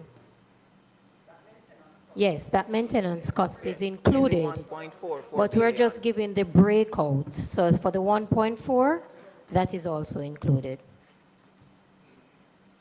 So I was trying to various clearance fees in Jamaica, $8,151,832.50, and the 15% GCT, $5,298,690.65. Okay, it's a little confusing because you're giving me individual costings and then lumped in some group costings. I'm trying to figure out what it cost us to No, the land only one. group costing I gave you was that the maintenance is included in the 1.4, but I gave you the maintenance cost separately. So if you wanted to know the maintenance cost separately per month, I would have given you that. I think the question was just what was the average cost per bus to get it on the road operating? That was, you just say, take that totals and divide it by whatever the number of buses were. I would have to divide and do some math and get back to you, but The we can move on to average divided by 110. Yeah, so that's about 12 million something per bus. okay. All right. So did the government do any cost analysis, getting a new bus versus getting this bus? Did we do that and we were satisfied at that time that, and if we did, we were satisfied at that time that this was the best spend for the money, correct? Yes. All right. The public VIN, some information again that's out there. The VIN that we saw, some of them said the bus is aged from between 10 to 15 years. Is that accurate? The average age is 12 to 12 years. 12 years. So 10 to Yes, 14 average. would have been the range, would be a reasonable 10 range. to 14 years. Yes. Okay. All right. The mileage on these buses. Do you have an average of, how they were running? I'm trying to sell a truck now and they're asking me the mileage. So I kind of want to know how we were doing. Which one are The managing director will answer that. Can you move on to another question Unfortunately. so that I can, just for efficiency, Right. but you will get that shortly. All right. And it was 12.7 million per Per bus bus, when you 12 divide the points. 1.4 Yes, by that's why I 100. said average Yeah. about $12 million there, Chairman. Okay, so given the cost analysis that you did, what would have been the cost had we chosen to get a new bus over that 12.7 million for the older bus? What would have been the cost?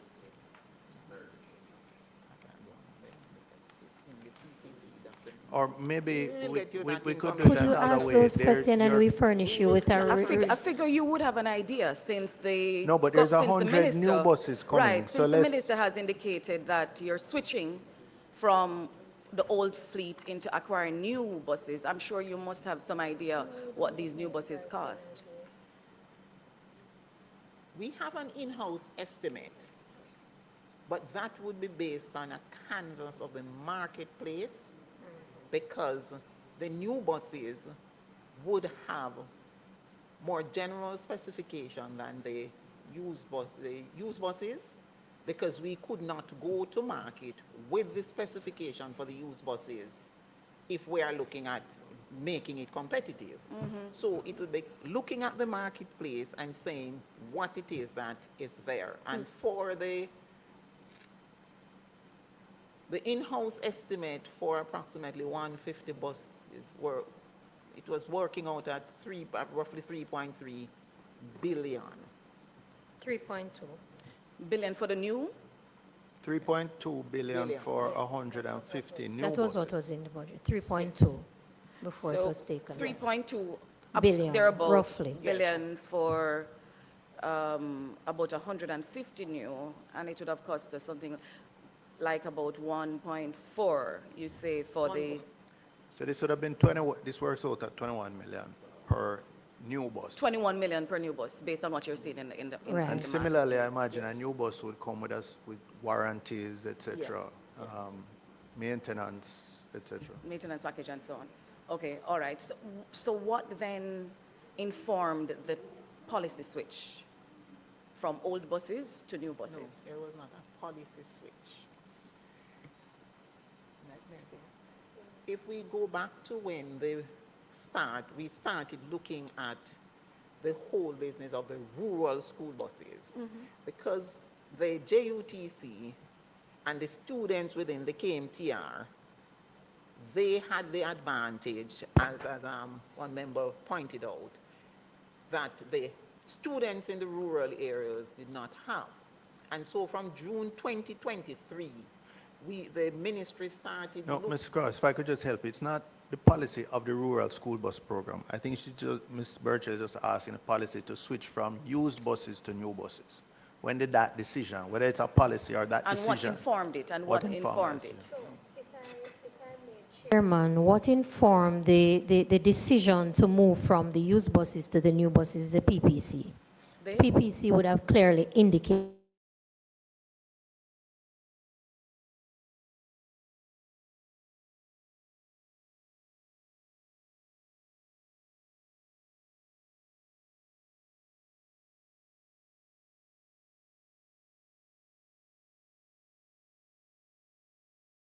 this round. We had the Minister of Education, Dr. Morris, here at Standing Finance Committee this week, and she indicated that we're at about 80% or so thereabout in terms of attendance, school attendance. But the report we got here today is that this rural school bus has dramatically increased the student attendance and truancy and so on. I got very generalized commentary about that. Do you have any specifics, whether from yourself or that you've received from the Minister of Education, that gives you the confidence that this rural school bus system as is satisfying the need that exists in our school system? Education and parents. Just give me a few, let me pull up the data that All I right, while got you're from pulling the up Ministry of data, Education. I have in the second round, Mr. Newell and Dr. Dawes. You're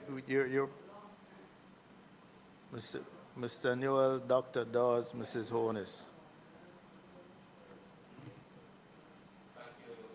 No, PS hasn't answered the question that she was looking. No, you can continue. I'll get back to that, Chairman. With Okay, the data you take some time to get back. from, I'm combing through the information that I have here. All right. Go ahead, Mr. Thank you, Chair. So just a few questions on security. Can you tell us some of the security features that the rural school bus system comes with? I know there's camera inside, etc. Through you, Mr. Chair. Thank you, sir. The school buses, they are equipped with features for tracking the buses along route, for speed monitoring, for aggressive braking and cornering, for driver behavior monitoring. We actually have a camera that is focused on the driver. And we have cameras through the cabin of the bus that can monitor student misconduct as well. There are external cameras that can actually assist with investigations in the event that the bus comes into contact with fixed or mobile objects. We are able to monitor the speed of the bus. We have set a lower than normal standard speed for the buses to operate. Even though the speed limit might be 50 kilometers in a particular zone, we give our drivers a slower speed, and we can actually monitor in real time. We can get an alert in our bus operations center if a driver is going above the speed limit, and we can actually make an intervention at the same time. Who manages the monitoring system? Is it JUTC or do you have a provider? It's a joint endeavor between the JUTC and the providers who are LIDRO. So the providers and JUTC, and this is housed at the JUTC's Lyndhurst Road bus depot. Yes. In terms of your parish, I know you have private maintenance providers in some parishes. Can you tell me a little bit about the arrangement? Is it with El Hydro or is it with JUTC? All the arrangements up to this point for bus servicing and maintenance at the pillars around the country are between El Hydro and third parties. El Hydro will have a contract in place with the JUTC come April 1 for bus servicing and maintenance. But as of right now and up to the end of March, all arrangements are between El Hydro and their third-party contractors. So come April 1, there will be a contract between El Hydro and the JUTC? That is correct, sir. Was this can you tell me a little bit about the procurement, the process for that particular contract? This is a part of the overall approval process for the procurement of the buses. It actually came with a bus delivery, servicing and maintenance component up to the end of March this year. Thereafter, the JUTC will take over the maintenance costs, and hence we'll enter into a contract with the providers. You're going to contract who are the same people. Mm-hmm.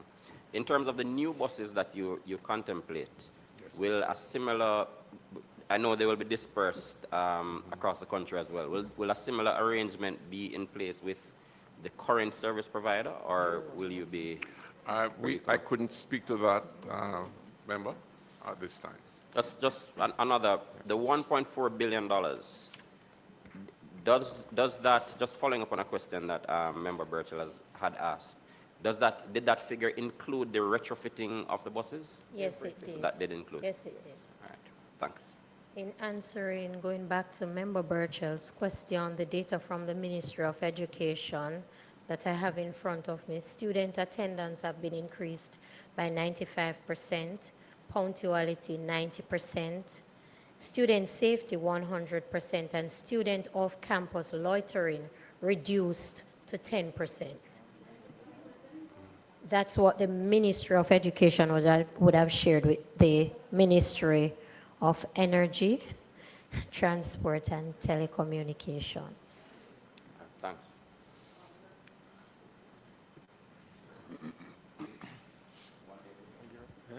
Dr. Dawes, Member Dawes. Congratulations on your elevation, Chairman. Question to anyone, do you know about chicken buses?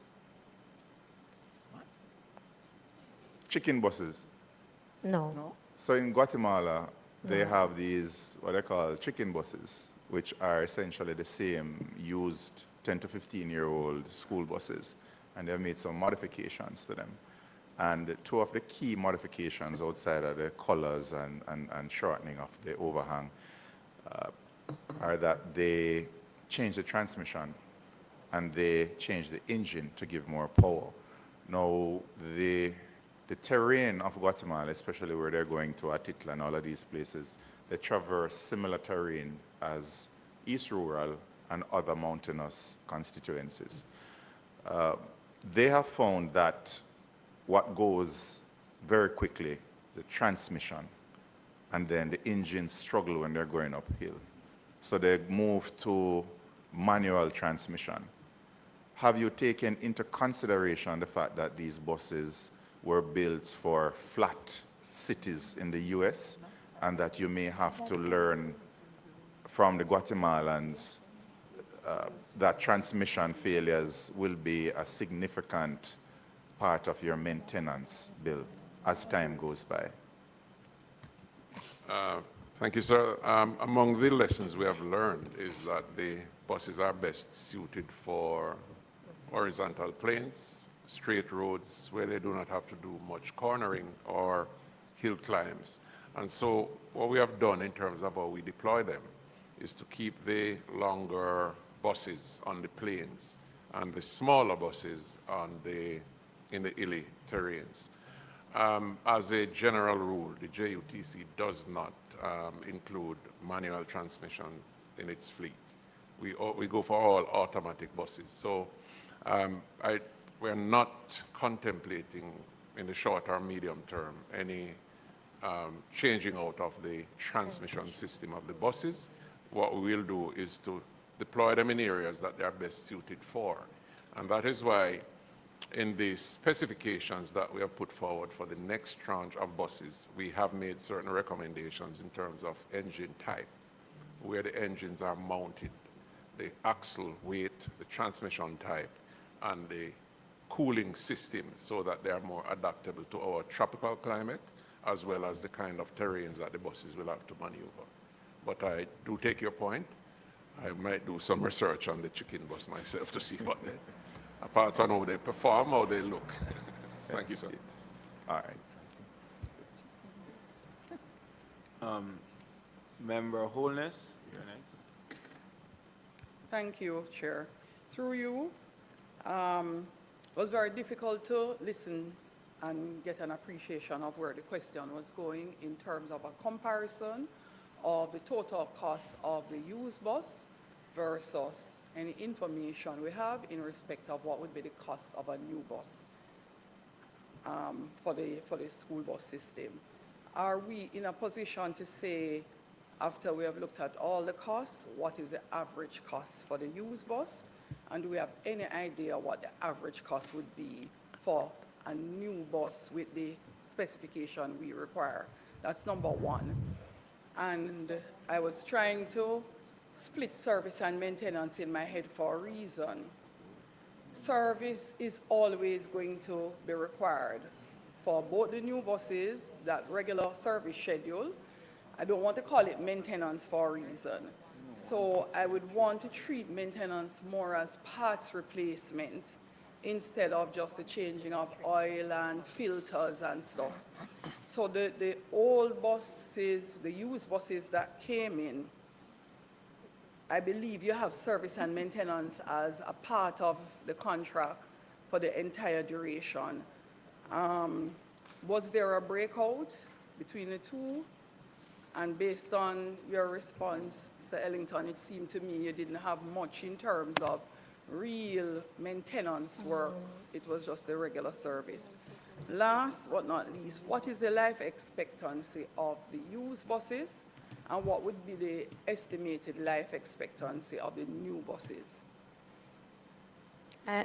Thank you for that question. I will answer the cost as it relates to the life expectancy. I'll let the managing director answer the cost on that. So for the used buses, it is averaging roughly about 12.5 to 12.7 per bus.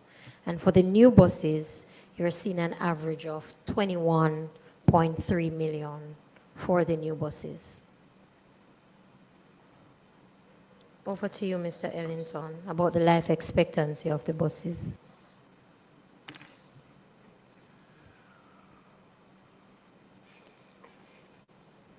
It's ready? Okay. When you speak about life expectancy of a bus, you're talking about things like the engine, transmission, and drivetrain, and the number of mileage that a bus may run before it requires midlife refurbishing or before its full life cycle expires. In the case of the rural school buses, the first tranche that are now in the fleet, these are American-made buses. They come with the, what's the name of the engine? Cummins engine, Allison transmission, the best in the world. They have a life cycle of up to 500,000 miles before they are due for major overhaul or refurbishing. The average age of each of these buses is 12 years. The average mileage that we have recorded for the buses is about 160,000, which means that they are not even at pre-life stage as yet if they are operated under normal conditions and they are regularly serviced and maintained. So the life cycle of these buses, if we care for them the way we should and the way the industry recommends that they are cared for, could be another 12, 15 years under our operating conditions, given the average daily mileage that each bus is expected to.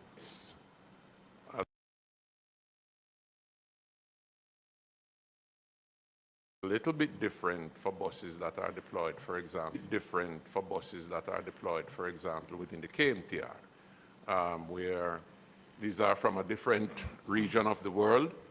The components may not be as sturdy, and engine and transmission components might be different, and hence the reason why they are much cheaper.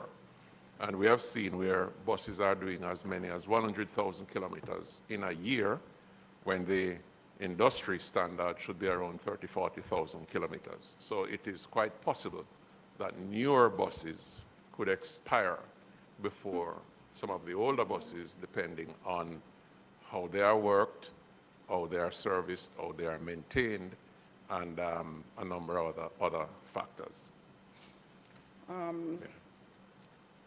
Thank you very much for that response, because I've gotten a sense that the used buses we got from the US were extremely sturdy school buses.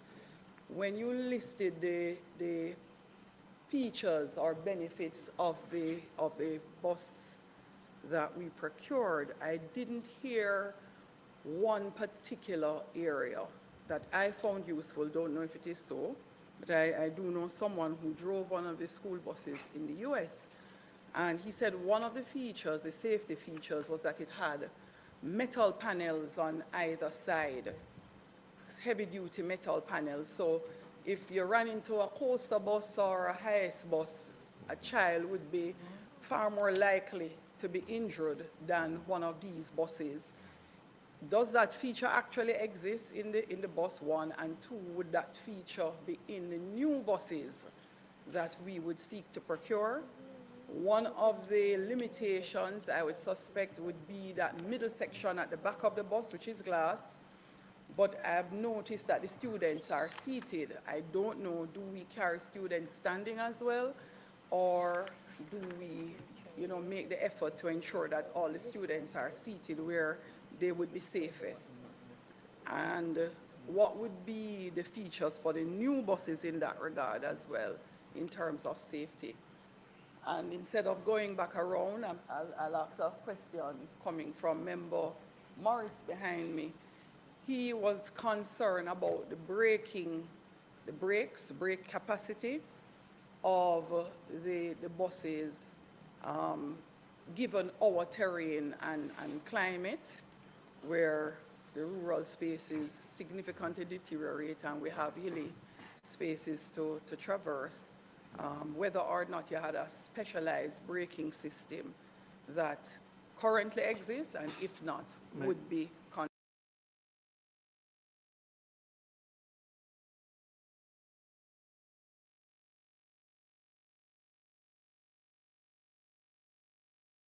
considered for the new buses. I'm getting hand signals from Mr. Thank Morris. you. Did Mrs. Holness ask your question, or would you?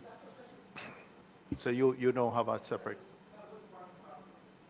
You also want to ask a question. Go. Yes, go ahead.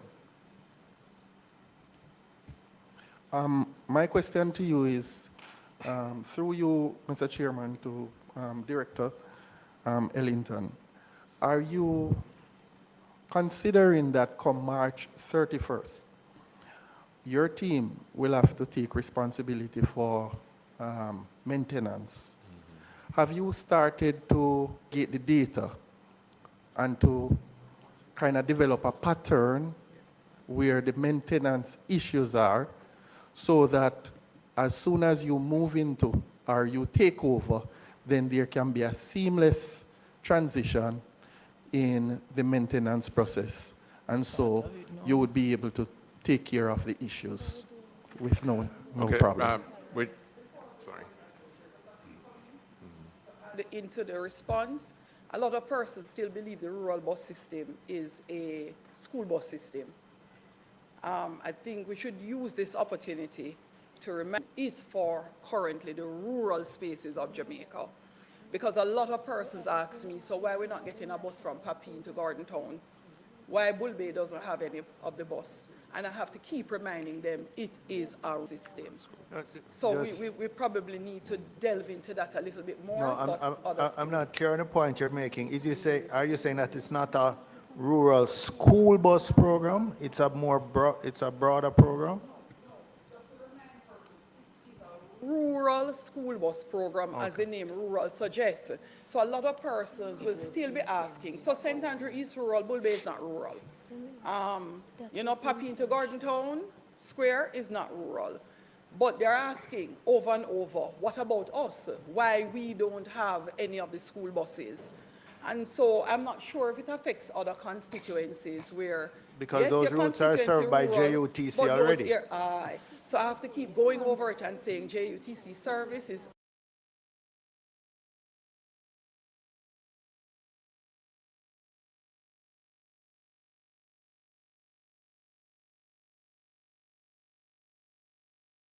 adequate, the volume, but STEM now is a rural one and dedicated to those spaces. So I think they should take the opportunity to just so reiterate and remind Jamaicans when you're wrapping up what the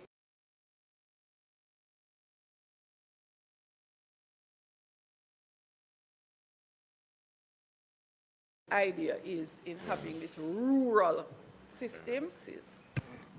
All right. Since it seems that we're at the end of the questioning, I'll just add one of my own.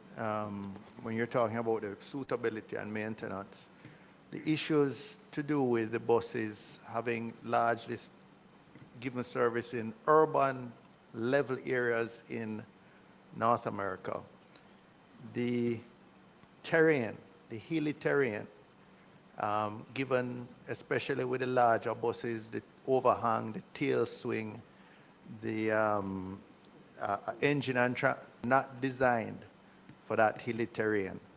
Have we done anything in terms of changing the specifications for the new buses that we're going out for? I mean, I remember buses, we were supposed to have a bus at Prattville Primary, for example, and it bottomed out. It couldn't go up the hill. So have we looked at those specifications in terms of transmission, etc.? Well, I stepped out of the room. Right. So, Chair, with your leave, may I address your question first, and then the last question posed by Mrs. Holness, and then I'll go to the others. The answer is yes. In the specs that we're doing for the new set of buses, we have considered the lessons learned from this first set of buses, and we have spec'd out engine type, transmission type, where the engines are mounted, the overhangs front and rear of other systems, for example, the braking system, so that they can actually manage our road conditions better.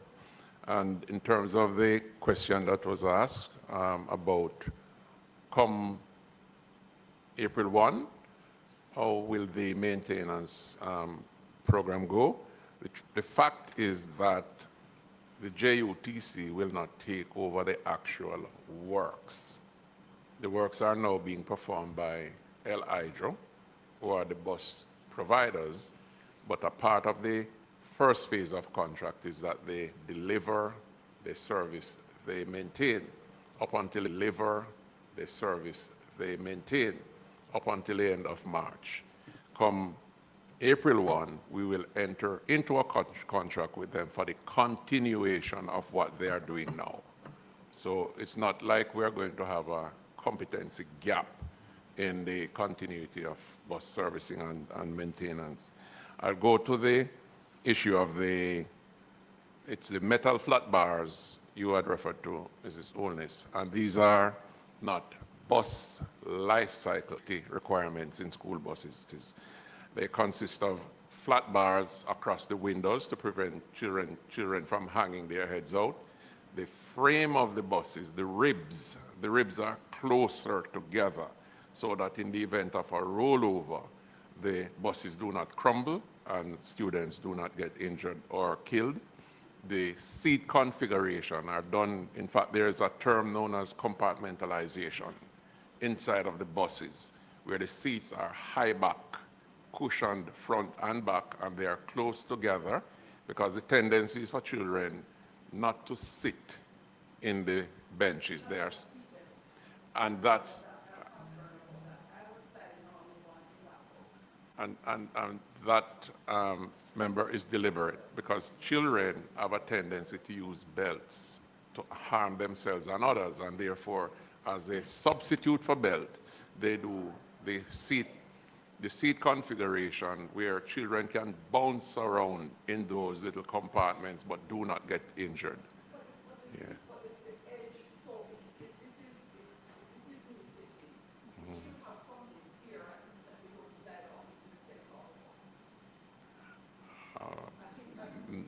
They do not come with it, none of them. Yes. I think you're making a suggestion for improvement in the design of the... I'm trying to turn on your mic, but I think too many mics are on. Oh, you're in order. But I'm not finished, yes.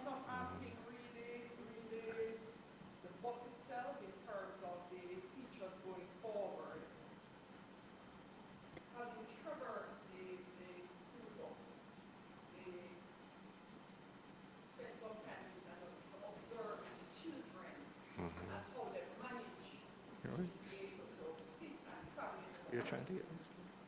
And particularly, even non-rural spaces that it's easier to drive, the road is wider. I found the children just sliding on. And I thought it was necessary. The concept of not having seat belts for children, I believe, at the edge of the seat. So you would have the corner of the bus as one barrier to sliding off, but in the center, it should have some sort of rail or something that allows a child to slide and come to the middle, and you still don't fall off the seat of the bus. It is something to consider, member, but none of the buses that we have... Turn on, press back your... Okay. In our research on bus safety features for children, none of them have that feature, and we could do further inquiry to interrogate why it's not there. All right, it's Mr. Hines has been waiting very patiently. I still have a question. You answered the question. I have. There's one more. Go ahead. That I'll just address. It has to do, well, two. One of them is whether these safety features are considered in the specs for the next round of buses, and yes, indeed they are. And the final one has to do with the braking systems for the buses. And we did have feedback from some drivers in 1 or 2 rural parishes about concerns over braking when the buses are coming downhill, especially heavy when they're loaded and when It's called there's brake wet. fade. Brake fade. Brake As fade. when you're using it on a long downhill. Right. Yeah. You just start sliding. And that is something that we are addressing with the suppliers.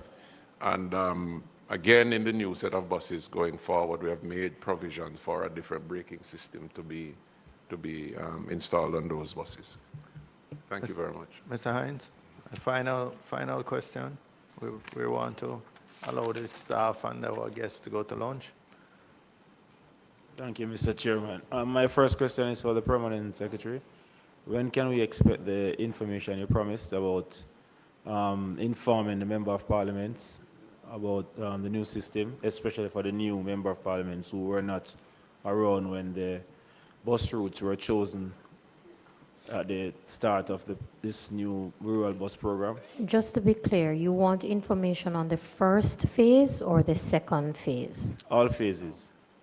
Well, the first phase can be provided. As for the second phase, we are just doing the PIAB process. Information is not ready to be shared as yet. Not a problem. Right. You will recall, PS, Mrs. Honis explained how MPs were canvassed in the first round.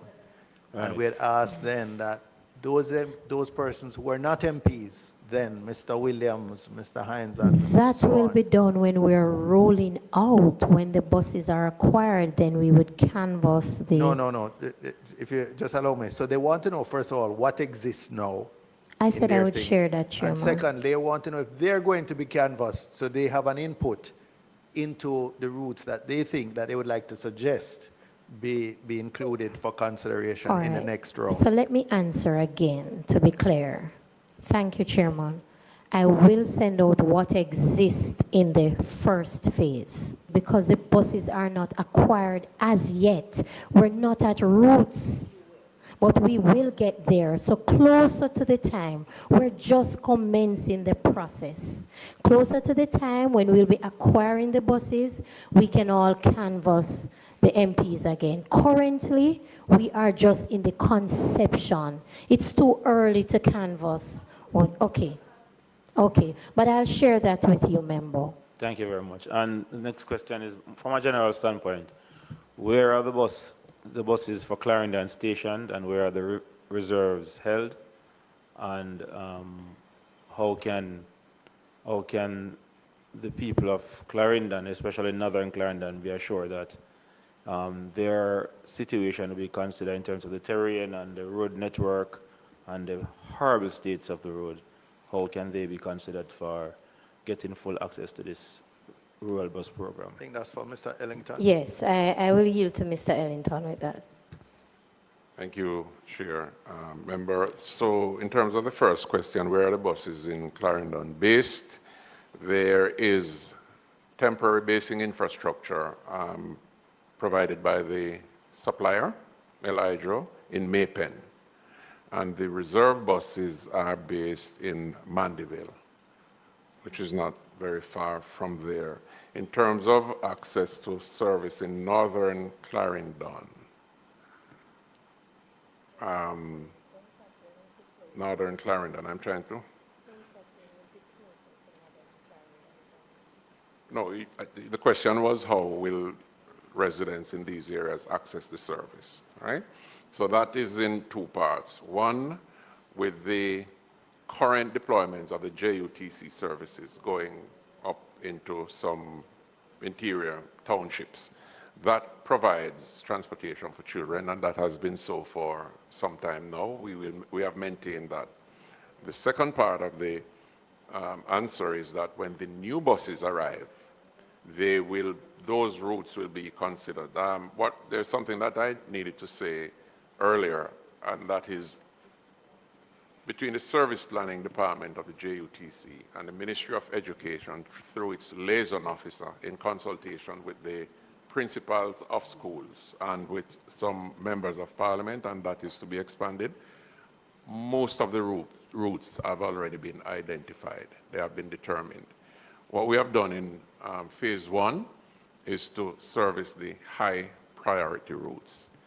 In phase 2, we will be going to the next set in order of priority, which also includes additional buses on some routes currently being served. Because some of the routes currently being served, we do not have the type of equipment to fully serve them.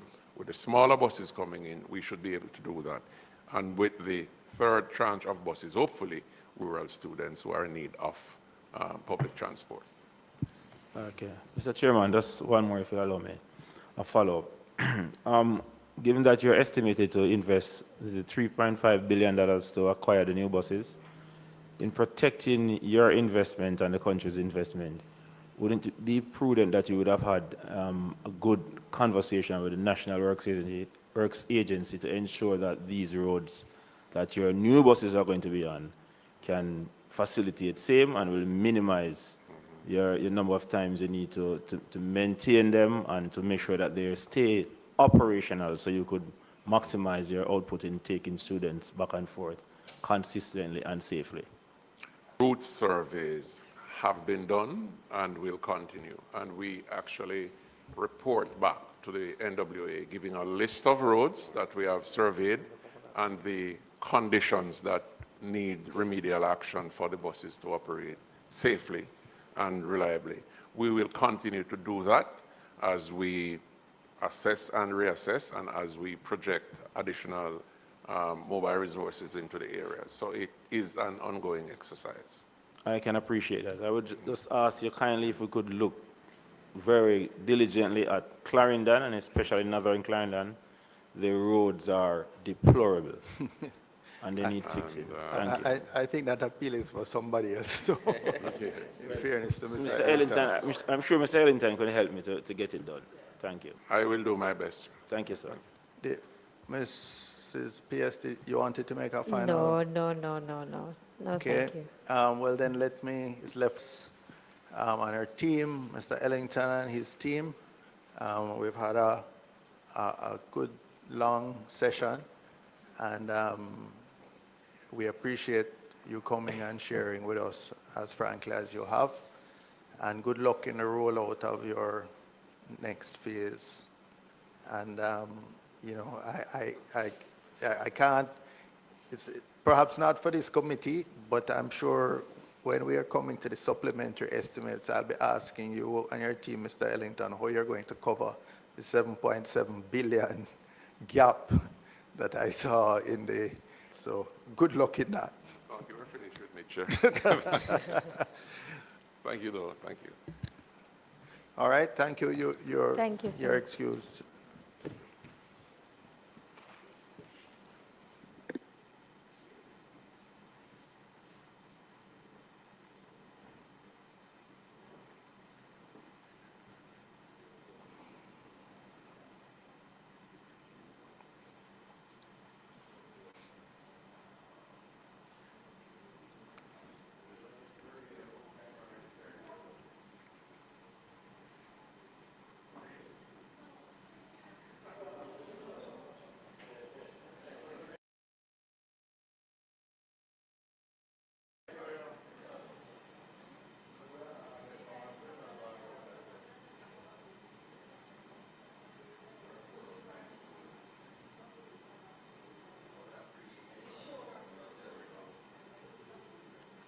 Thank you, members. We're now moving to item 8. Any other business?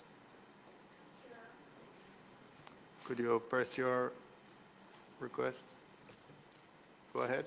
So you made a comment during the session that you were comfortable with my absence because your committee flowed quite nicely. Now, I would like to reiterate that the Parliament purchased a mic system for a purpose, to ensure that persons could be recognized in the order in which they chose to turn their mics on. If we have individuals who are required to present, then it would mean that they would have to keep their mic on, or we would have to use the per mic, as you have seen us do. That is a system established by the Parliament, not me as Speaker, or a member of committee, or as chair. So for you to indicate that this is how you are doing it, as chair, I do have an issue because I observed from my first 2 meetings, I remember asking a question and being rushed, and other members were allowed to go on and on and on and on with their questions. I don't find your fair, and while as Speaker in the sittings, there is a duty and a mechanism by which the Speaker operates, there is equally a different standard set as it relates to committees and what happens at committees. Now, for some members who come here and are disrespectful and rude because they have not spent the time to learn before they start to make their commentary, I would encourage them when the Parliament is having the trainings to come to the training so that they don't waste time. There are those of us that have spent the time sitting quietly. I remember my first term apart and listened in committees and learned instead of argue with others. All right? And so some fast learners continue to be stupid and use ChatGPT for their questions. Now, Chair, that is a concern for me and for other members in respect of how you recognize persons and how you allow persons the latitude in speaking. As Speaker in the House, at the end of the day, it is usually the opposition who comments, who asks questions, and they are allowed to go on and on and on. Some may not appreciate that it is only under this dispensation that this Speaker allows persons beyond 4 to be asking questions. So many persons are allowed, and they go until they've reached the last. Last term, it wasn't the case. Persons would be cut off after a while. Standing orders will actually address that. As it relates to the chairman's prerogative of asking so many questions at the start of the session, I think that's also a challenge. The chair is supposed to moderate the committee, not be the person who takes over at committees. And so I believe it would be more appropriate, Chair, to have members ask questions, and where you see gaps, where you think you now need to add, as you have quite nicely and rightfully done in many of the sessions, you do so. But at the beginning of the meeting for the chair to ask most of the questions, I'm not quite getting it. The committee should give the opportunity to members to be able to come forward with their questions, and the chair moderate and interject when necessary. Make sure to note them. Last but not least is the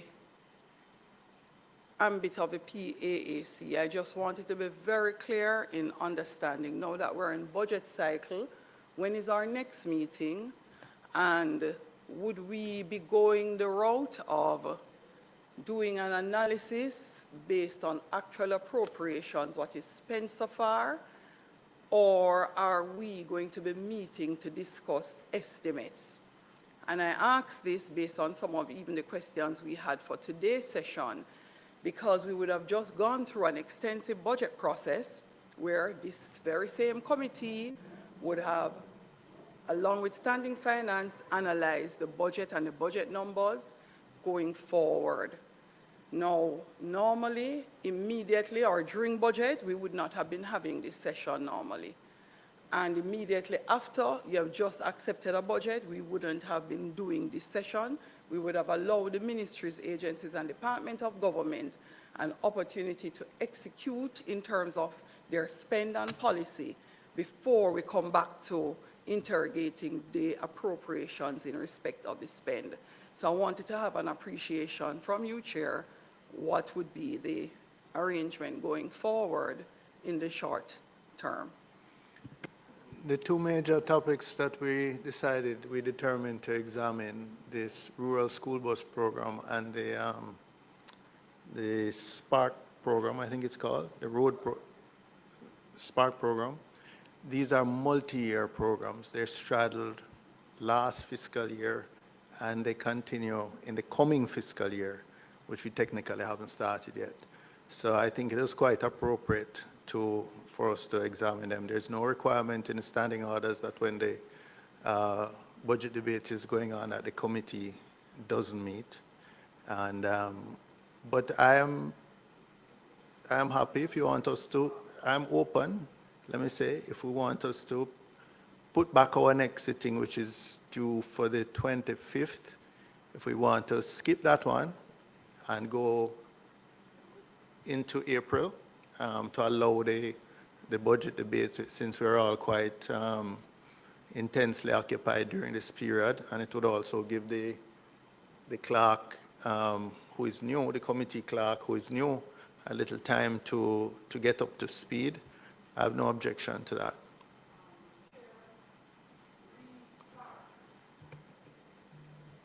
Spark, as you have identified, I do still have a concern in that again, PAAC's mandate is reviewing appropriations.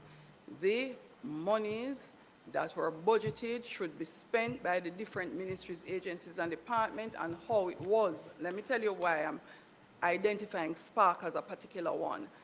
The committee that handles infrastructure, get the name of it. Infrastructure Committee. The Infrastructure Committee, all right, which is the committee that should take up exclusively road infrastructure, bridge infrastructure. That is what that committee is for. I think you're interpreting the mandate too narrowly, and Mr. Newell has, on more than one occasion in discussions with Mr. Clark as chairman of the Infrastructure Committee, pointed out that this committee is not limited to examining appropriations. It goes, this the one? PAAC Yeah. It says it. is not limited. Mr. Newell, perhaps you could just two things, Chair, if I generally I'm going Okay. to just invite you, since I see you have the standing orders in front of you. Right. To This is just a book read the that I've been relevant trying section. to learn and No, man, build you're some doing well, you're expertise doing on. well. So it says the 73A says the Public Administration and Appropriations Committee shall have the duty of, and it seems A and B are the only two that it has traditionally, or it is seen to do, examining budgetary expenditure of government agencies and other public bodies to ensure that expenditure is done in accordance with parliamentary approval, monitoring expenditure as it occurs, and keeping the Parliament informed of how the budget is being implemented. So those are A and B. But C says inquiring into the administration of the government to determine hindrances to efficiency and making recommendations to the government for the improvement of public administration. I think C gives a C broad is a very broad mandate. But to look into the administration of. Even B would provide for examination of these programs that straddle one year to another. Okay. We're not like the PAC. We don't have to wait for the appropriations to be spent and then they come and do don't have a to explain that to report. me at all. Administration. When you are reviewing the administration of government, what is it that you take that review to mean? Well, I believe it looks at just how different government programs are managed. And if you read the entire thing, it speaks to hindrances to efficiency, for example. And so to take today, because you mentioned the JUTC matter, I think it is totally appropriate for this committee to examine whether one way of implementing versus another. JUTC, you know, the one that I highlighted was Spark for a particular reason. Right. Because there's a committee that's supposed to do exactly that, like specific for roads. But Mrs. Honest, when we look, for example, at the Hurricane Melissa recovery, elements of that straddled many different sessional select committees of this parliament, and it's the nature of the PAAC that there will be some overlap at the margins. While we may not be the principal committee to examine infrastructure, the principal committee to examine education, but in the course of our work, we will overlap those the work of those committees at the margins. So I don't think we can say a program is off limits to the PAC I am based on how this is structured. the general feeling of the members, as we have discussed what subjects to go on, they have tended to interpret the standing orders as it relates to the mandate of this committee more broadly than narrowly. Just one more thing though, Chair, as it relates to the, because one of the things I've been trying to understand is just who sets the rules for committees. And as I've said the last meeting, and I'll say again, I think whoever occupies the chair, there should be a level of respect for the chair and that role, just the fact that the role is being occupied. I haven't found much about the microphone system in the standing orders, but what I've found, it speaks the language of catching the eye of the chair or of the speaker. We can decide if the microphone is what is to be used, but Rule 4.6 says the Speaker in the House and the Chairman in committees shall have power to regulate the conduct of business in all matters not provided for in these standing orders. So if the standing order doesn't speak to a microphone system and there's a system by which you seek recognition in another way, it is entirely appropriate and allowed based on the standing orders. Well, yeah. The standing orders allow you to find another way so you can raise your hand. If you recall, when you entered Parliament for the first month, I found some persons behaving as if they were children.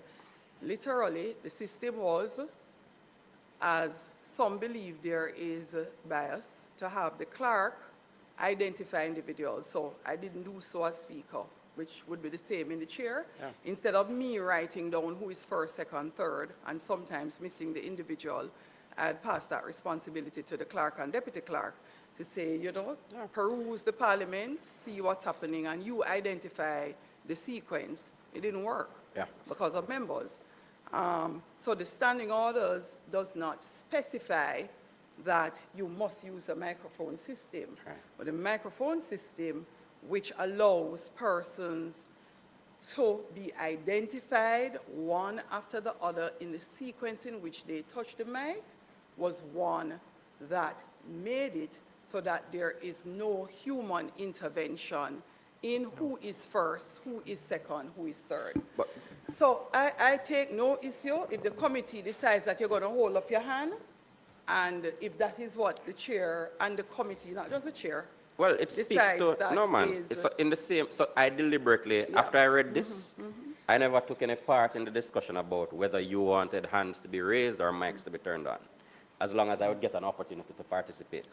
So in the same regard, I think the same respect should be given to chair of committee to make a decision in terms of, so like because it's a simple decision. So like it's in my mind, it shouldn't be taken a lot that chairman's prerogative is such that I'm going to ask the questions at the beginning. Well, there are ways. I mean, I don't think we're going to find agreement on this. I think you've read what the standing orders say. My view as chairman is that the mic system does not replace the chairman. The chairman presides over the committee. The mic system is here to serve the committee, not the committee to serve the mic system. So how you deal with your bias, we've been going on fine up to now, and you know, you deal with your bias. I really, you know, just allow me to finish. Just allow me to finish. I have tried to be impartial in my conduct of this committee, and the fact that from time to time members on both sides are maybe upset with me suggests to me that I am achieving impartiality, right? And you know, that is something I would commend to you, Mrs. Wanis, when you're presiding in the chair in the House. But members, I mean, it's almost 1 o'clock. I think the staff would like to have lunch. I don't think we need to prolong this any further. You had a suggestion, Mr. Williams? Could you press your mind? It was working fine, and I don't agree with that. You are, I mean, I don't want to get into your business, but a member was dislodged from this committee because of the No same member issue. was dislodged from this committee. So please don't misrepresent. A member was not removed. Again, on a No. point of order, Chairman. That's rubbish. That's rubbish.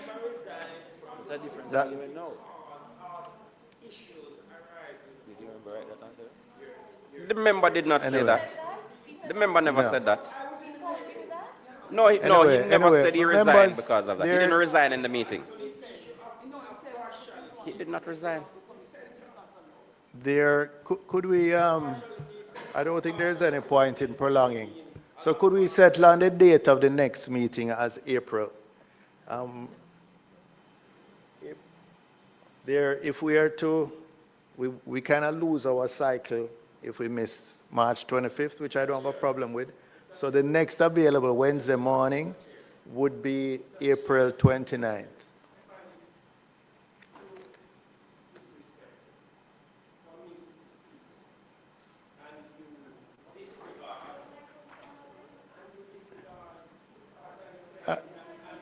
No, Mr.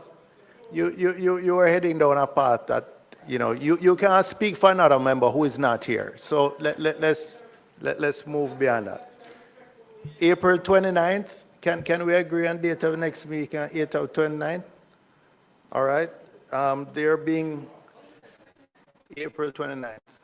Didn't you ask for, you said a break? I'm proposing the clerk has told me the next available Wednesday morning is the 29th. I'm saying, can we all agree on that? Aye? Okay. Can I have a motion for the adjournment? So, second, all in favor? Thank you. The meeting stands adjourned.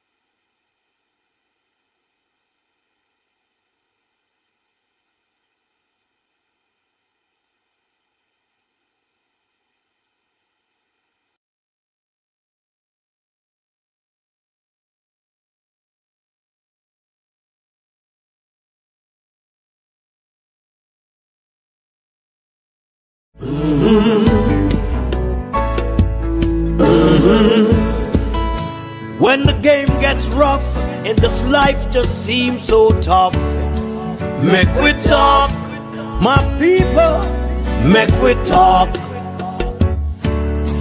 When this town becomes an ugly place, don't let it erase the smile from your face. Make we talk, people, make we talk. Conversation is the key, a guiding light for you and me. Spark a talk and you will see. Conflict solver, world leaders master the art of self-defense just by talk. So people, make we talk. Hey, we're living in a world that on ourselves we must depend. Make we talk.